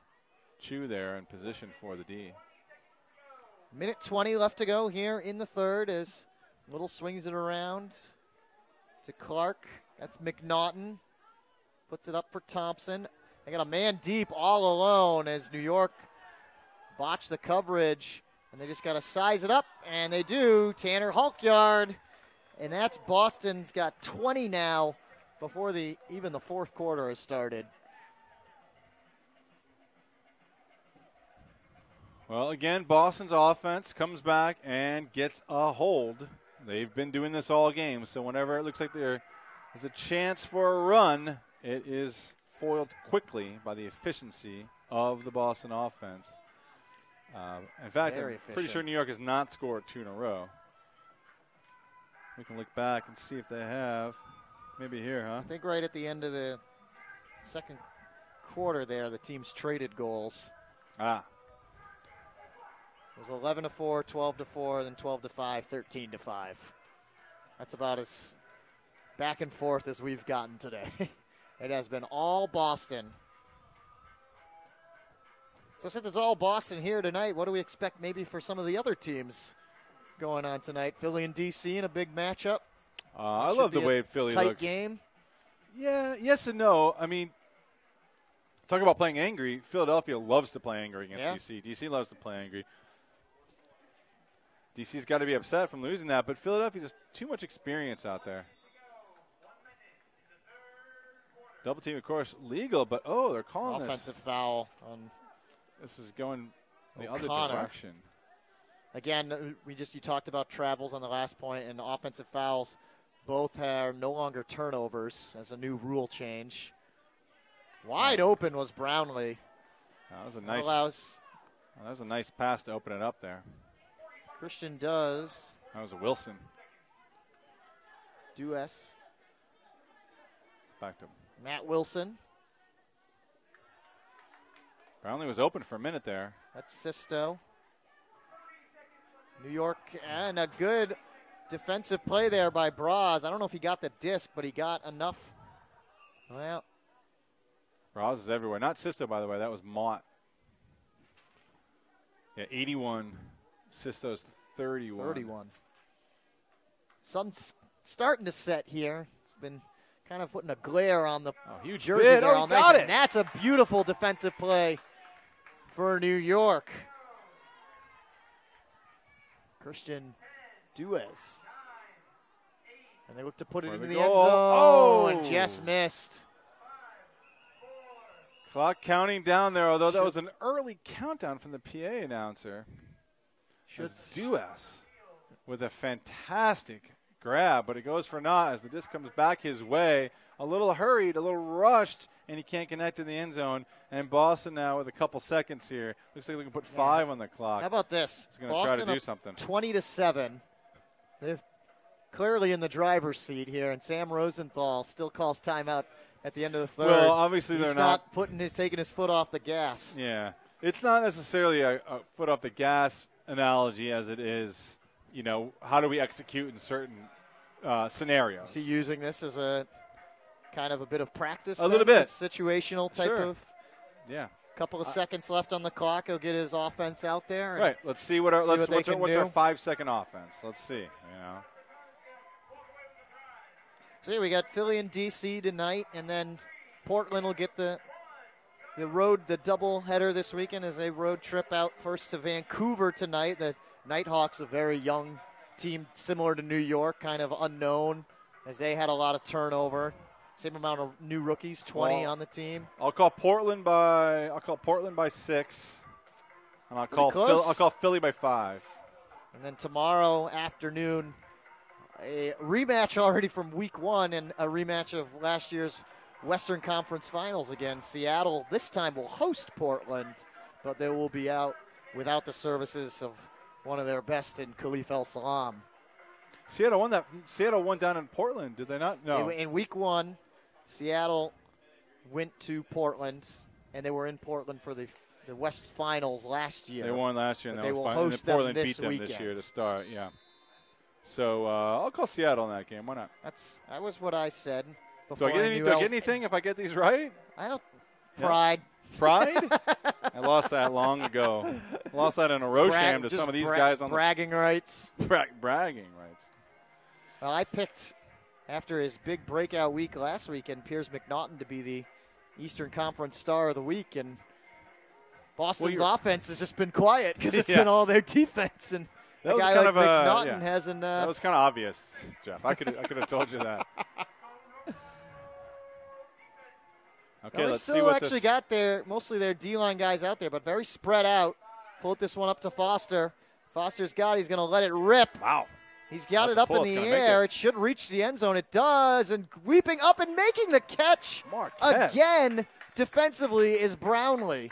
He's been very good there on these last second plays, denying Boston that last score. I love seeing him get up like that. He really stabs that disc when it gets up there. So 3 in the books, 1 more to go. Final stanza is coming up here with Boston leading the Rumble 20-7. Innova is proud to support Major League Ultimate and its incredible athletes as the official disc of the MLU. The Innova Pulsar has quickly become the disc of choice at Ultimate's highest level. Visit InnovaDiscs.com to find a dealer near you. Skippy, the official peanut butter of the MLU, made with the funnest peanuts ever. Skippy Yippee!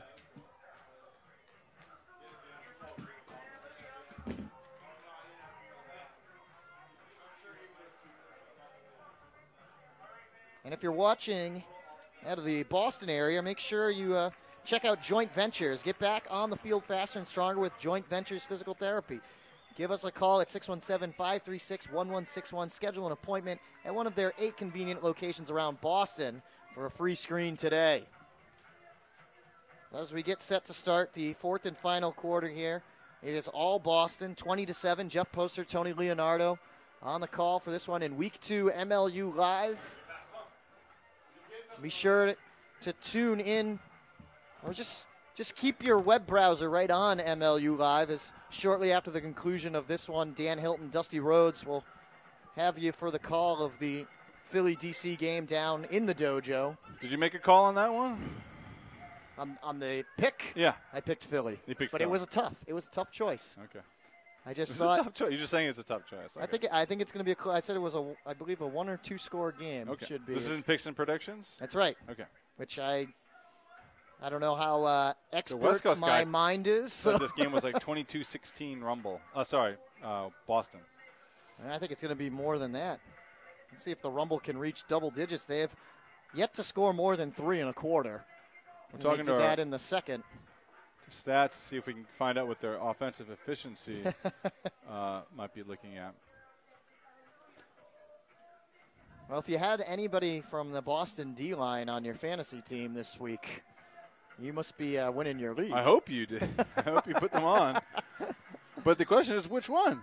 Did you pick up like a surprise in Whitehead? Davis Whitehead or Jordan Taylor? Yeah. Both had 3 goals tonight. Did you pick Terry Roth? Terry Roth with If you pick Seth Kennedy, you'd be doing all right here for the Rumble.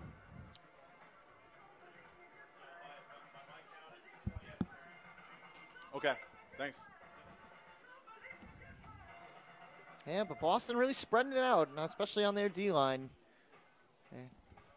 They will pull to start the 4th and final quarter here. That's the Boston one, right? Yeah. Make the turn for home. Yeah, obviously. Offensive efficiency for Boston, Jeff, we just got 20 out of 30. So wow. 30 times they touched the disc, scored 20. So 66% of the time they're touching the disc. They're getting it into the end zone. That's tough to beat if you're anybody. Yeah. Now, does that speak more to Boston's offensive, or I should say just straight up offensive talent when they do have the disc, or is it to New York maybe not up to speed? Well, it's always going to be a little bit combination of both. That one very close. Say it's a catch for Zoo, and Zoo will let it rip right away. Going to be a play on this, and New York catches up to it just shy of the end zone. Hunziker, I thought, put it in. Great run from. That's Hunziker who made the run down, and then Hunziker tosses it in, and New York gets one back here for their 8th of the night. Hey, great positioning from Scotty Zoo there as he wound up. He came in with the catch on the sideline here, went down to the forehand, and then immediately got himself, when his hips swung around to release a backhand down the line like that to a streaking Hunziker, who is a big target out there. The guy can get up. We saw it a couple of years ago before he got injured. So even if that disc came in hot, came in long, came in high, you're throwing it to a good target there. So great rip by Zoo. Hunziker there with a nice poise on the goal line to punch it in. Yardley, PA native, playing here in New York. Rumble glad to have him back this year. Yeah, they loved him a couple of years ago. We saw him make that highlight play on Jeff Graham. That was the first opening weekend of the season. Up in Boston. Boston coming off their title defense from the first season. I think that was Koshinosh on the score. Opportunity now as Brownlee jumps the gun. Jumps the angle on that and gets into the lane. So pretty good opportunity, New York, to get a break. That's what they need. Weintraub looking. Strange throw, but they complete it. And they get the break. Just what they need as Cannon, some good footwork, gets it to Bo Lee. Give all credit there to Marquez Brownlee. Shot through on that there. Yep. Red Cooper, who looked like he was doing an easy swing pass. And that creates an opportunity in there. Punch it in for the short porch for New York. Scotty Z with the goal. So it's 20-9. Still a very wide margin here. Sorry, Bo Lee.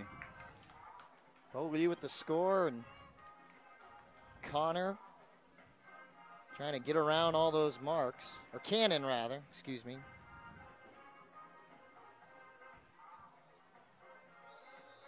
Kind of surprised, Jeff, they didn't use the midfield pull here. Feel like they should call a timeout, and they've got momentum now. They've got 2 goals in a row for the first time. You know, why not call that timeout and capitalize on it? See how Boston responds. Their offense.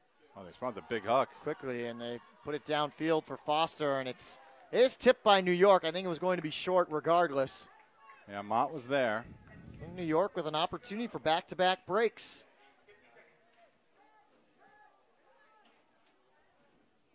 Wow. Working it up the Tough sideline. positioning. That's a little too far.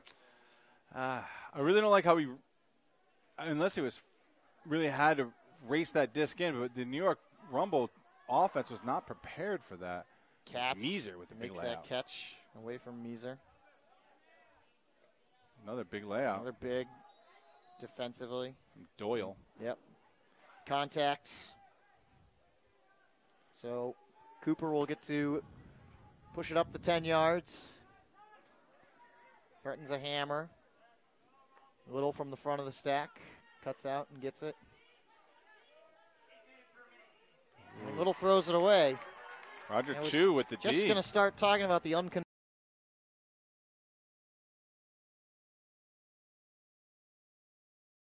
and they send this one deep. Anyone's disc, it's tipped a second time, and the second man there for New York reels it in. It's Irvine. And then a tip by Boston on the mark. Knocks it away.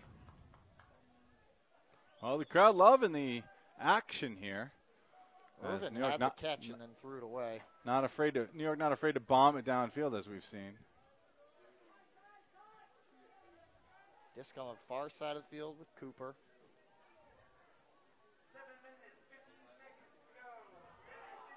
And now Foster will air it out, and Hulkyard tracks it down. So Boston gives up a couple of goals, and actually that's back-to-back scores there for Tanner Hulkyard. He had the last one at the end of the third, and gets the 21st of the night for Boston. Works out as a hold for them as well. Well, the excitement goes both ways for these young players here on the Rumble, as they can make the exciting play and then generate some groans from the crowd with unfortunate turns.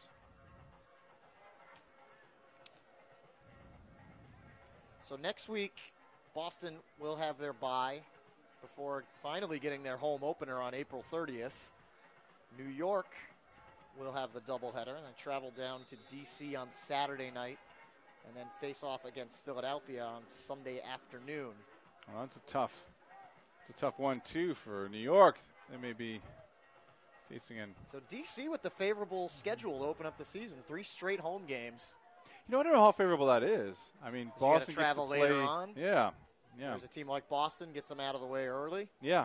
I noticed that. And they get their home games at the end of the season when, maybe they matter a little bit more. Of course, we're also watching the 2 teams that will play Western Conference teams this season, as Boston will host Portland on May 21st, and I believe the weekend before, on the 14th, New York will be out in San Francisco to take on the Dogfish. It's a first for the Season MLU. of, call it interleague play. Yeah, exactly. Brownlee sends a scuba over everybody, Woo. and it's brought in. Woo. And New York gets the goal back. So There we their go. offense starting to come together here in the fourth quarter. They got 3 now There we go. on 3 straight Brownlee positions. Punches it Bosco. over to Compton. Compton slices it into Hunziker. Hunziker dunks it over the goalposts as the Rumble shows some flair and love for the fans with a goal of their own. We gotta feel Count getting up good. high there on NKBHD. He has to put up that crazy throw, but he put it to a space that his man was at. And And the big scuba works. for Marquez Brownlee.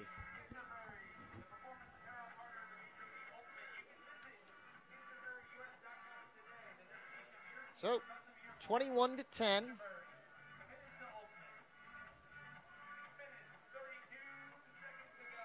It's a race to see. Last week's game, New York fell 22-12, and we might have a similar score here tonight.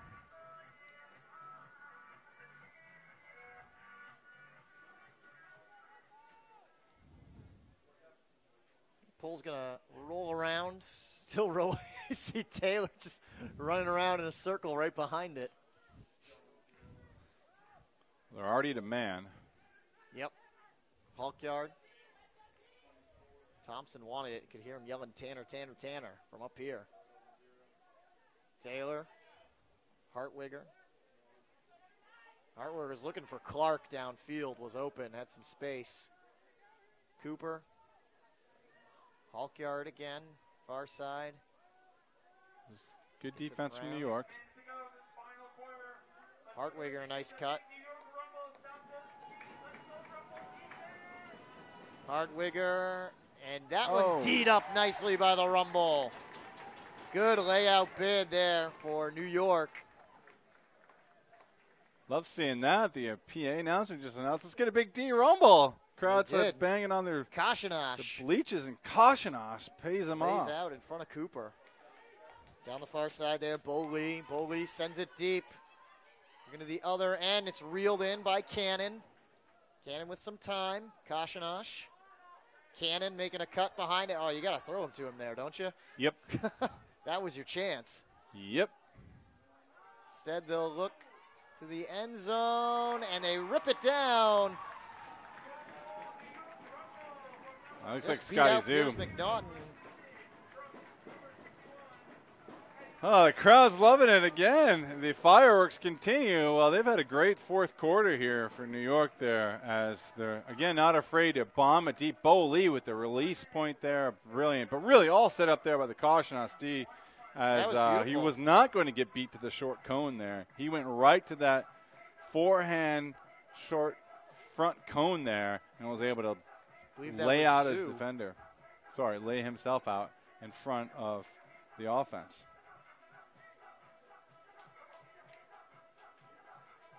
Big bomb from Bo Lee really was nice there. And then for them to trail it. You're right, though. He could have hit Cannon down there, but they do get the score to Zoo in the end zone. So New York showing some life here in the fourth quarter. They've got highest scoring quarter right now. Makes it 21-11. We've gotten 4 now in the quarter. Outscoring Boston 4-1 here in the fourth.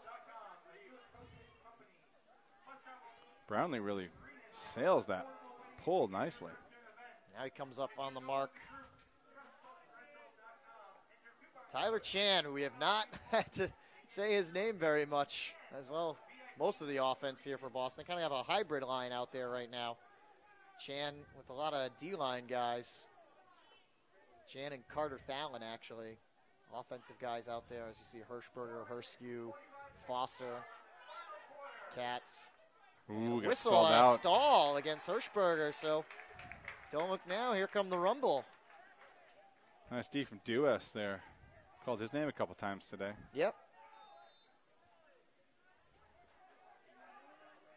Weintraub. Get it up to Chew. Weintraub again with it. Looking for a big flick. Sends a Blady throw. Caught by Duez. Brownlee's trying to find the spacing and the timing here. Jimenez, a weird looking throw there, but that's nice Mott. Collection by Weintraub. That's Mott. Mott, excuse me. 81, not 61. And they look to put it in, and just a bit too much for Jimenez. A little hot there. He saw Meeser make the out and in cut. Sorry, I should say out and out cut, or a left to right cut. So he baited in to go to the left side and got his defender off a little bit, and then was going to go to the right side. And Jimenez tried to get him in stride, but too hot, too fast. The cut wasn't there. The timing a little bit off. Too much on the throw there from Jimenez. But, yeah, like you said, timing not quite there between him and Meeser. Foster will send it deep. Katz has a beat on several people. We got Brownlee coming in from behind. Katz, though, much ahead of the pack. And then the D from behind everybody, New York swipes it right back.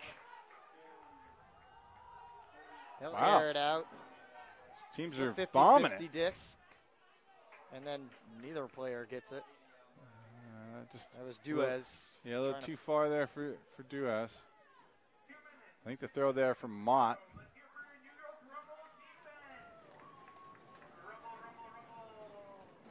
The field position being flipped rather quickly back and forth as an unmarked Tyler Chan will rip it. Oh, what a D. Oh, but it's a caught. play on it. And now that leaves Thalen all alone at the other end. And Boston is ready to get on the bus and head back home. As Carter Thalen gets one back here for the Whitecaps. 22-11 now. Very close. That's a long hold there for Boston. Well, there was a lot of big pucks there on that play. A lot point. of fun. Meeser with the block there. Too bad it floated into the Boston offense as they were able to hold there. A lot of excitement there. Like I said, if you talk about New York here, what we've seen here in the fourth quarter, there's definitely some pieces to build off of. Well, when they do, let their youthful athleticism just go for it. Yeah. We're seeing both, the good and bad of it. But it is opening up the game. I mean, right. They're getting the hucks down the field. They're getting everything going on. It just, where do you find, the right time to pull it back and say, okay, let's work this one in. Let's try to guarantee a score. Energy with a very good pull. It's all the way into the midway through the end zone.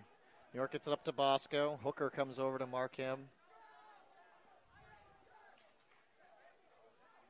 That's Zoo. Gets it right back. Low throw. Collected by Hunziker. And Hunziker will send it deep downfield for Willis. And Willis, big time block. Berserker. From the former Rumble, Rob Baker, and Willis slow to get up. Yeah. Definitely looks like. Well, Baker threw his body in there, got to the disc first, went big. That's what Rob Baker does. Blocks discs, knocks them down. Matt Wilson will check in. I like the look there from Hunziker as he put it to the other side of the field to flip it. But Baker just an I like to excellent see over individual here play. right away.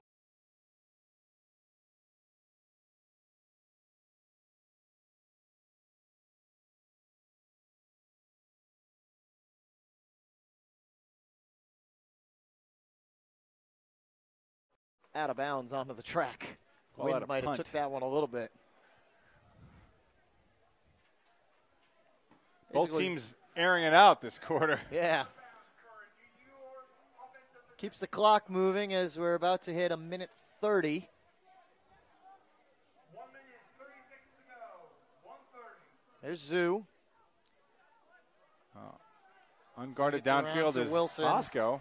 Wilson upfield to Bosco. It's been the name of the game here in the second half. Let's huck it downfield to the open man. This one into the end zone will carry a bit with the wind, and New York reels it in again. There you go for the Rumble. And the bleachers are being pounded. Nice job there from the Rumble. 2-0 breaks on the forehand side, down the line, and they get it into the end zone. Got a lot of scores here from Rumble. Close this game up a little bit, making something nice happen here in the fourth quarter. Unlike last week when the fourth quarter was a little more dismal, they're certainly a little more robust here. And now they're going to use the timeout here and go for the midfield pull rule. Again, minute left in the game here. This game was basically over at the start of the fourth. So, let's get some practice in here. What's the best way they could maybe do this pull here? We're going to find out.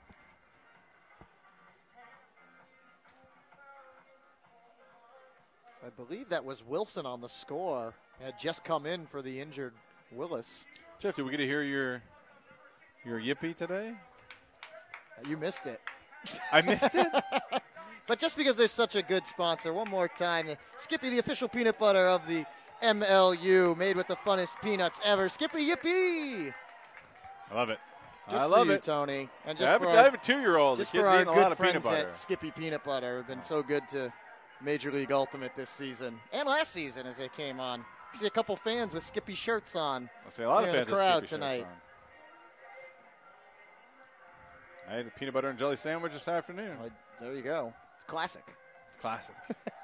Can't go Well, you wrong. make one for your kid, and then you just eat the other half. Can't of go. it. What kind of jelly? Flavor. It maybe was it's mixed berry. mixed berry. I'm not Ooh. sure what brand it was. We don't need to worry about that. I'm just curious if you're a grape or a strawberry. You know, I like apricot. sometimes. Apple jam. Apricot. Apricot. Yeah, it's tasty. Apricot is pretty good. Do you like the marmalade or the jam? I think that, well, both. But Is it the same thing? I don't. Is there something? I think there's a difference between jam, marmalade, jelly, preservatives. Yes. Right. Oh, We'll find out in the next Boston-New York game the answer to that puzzling question. What is the difference between jam, jelly, preservatives, and marmalade? and hopefully we won't see New York in as much a jam as they are here in the first 2 weeks. I knew you'd work that in. As they've been in a jam against Philadelphia last week, and a jam here tonight against Boston. The score right now, eerily very familiar. Yes, The final in fact, score, 22-12. Eerily identical.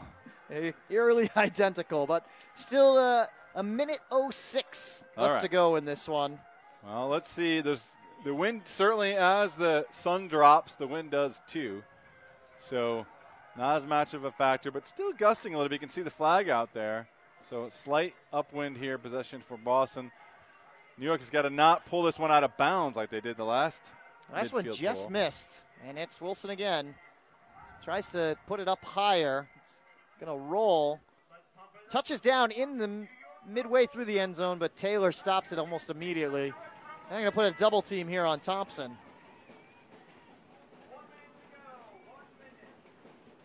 Bit of a zone. 3-1 zone, it looks like, for New York. Boston breaks it. They got Thompson streaking downfield here on the near side. Hartwigger to center. Hartwigger looking for the end zone. There's my guy, McNaughton. And he's skied up, D'd up defensively by who else but Marquez Brownlee. Oh, wow.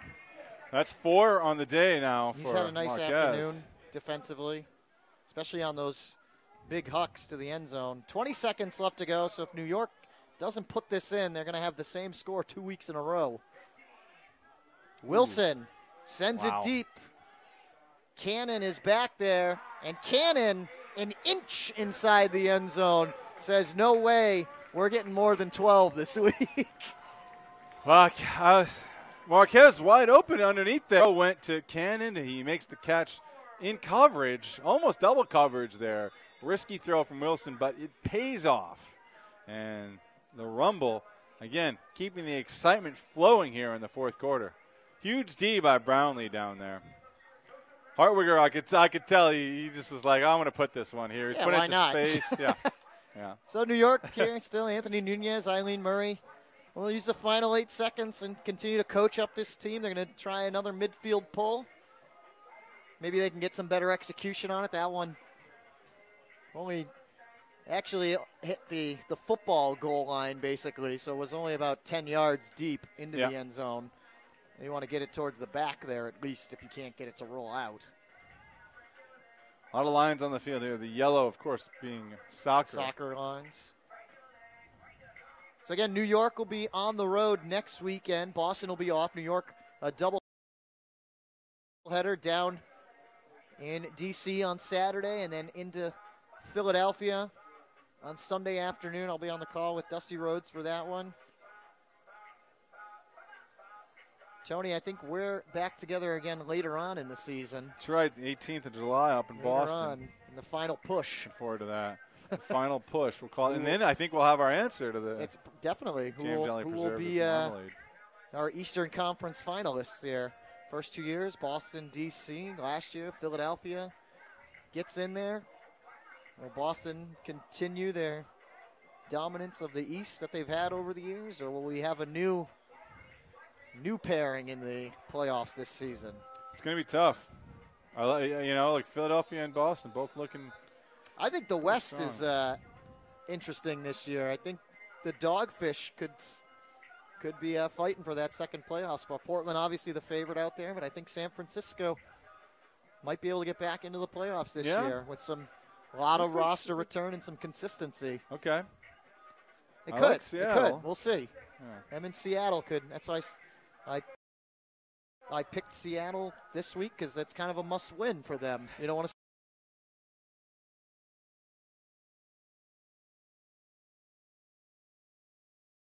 But it's a tough task, of course, playing Portland. So here we go. This should be the final possession of the game as Wilson gets it a little deeper this time. Boston doesn't even have to throw it. Huck it. Foster will anyway, and Little's just going to hold on to it. And so very similar to last week against Philadelphia. Boston comes in here and just absolutely dominates the Rumble. 22-13, your final score. Just phenomenal play there from the Boston defense. Boston just too good, just too experienced, too strong, too confident, and they just didn't make the mistakes today. They really stayed within themselves, stayed within their game plan, made it look easy, and came away with a big and fairly convincing win. As you see here, they led 20-7 at the end of the third. So the fourth, they let up a little bit on the gas. A player Go back of the game? to the analogy. Do you have a player of the game, Tony?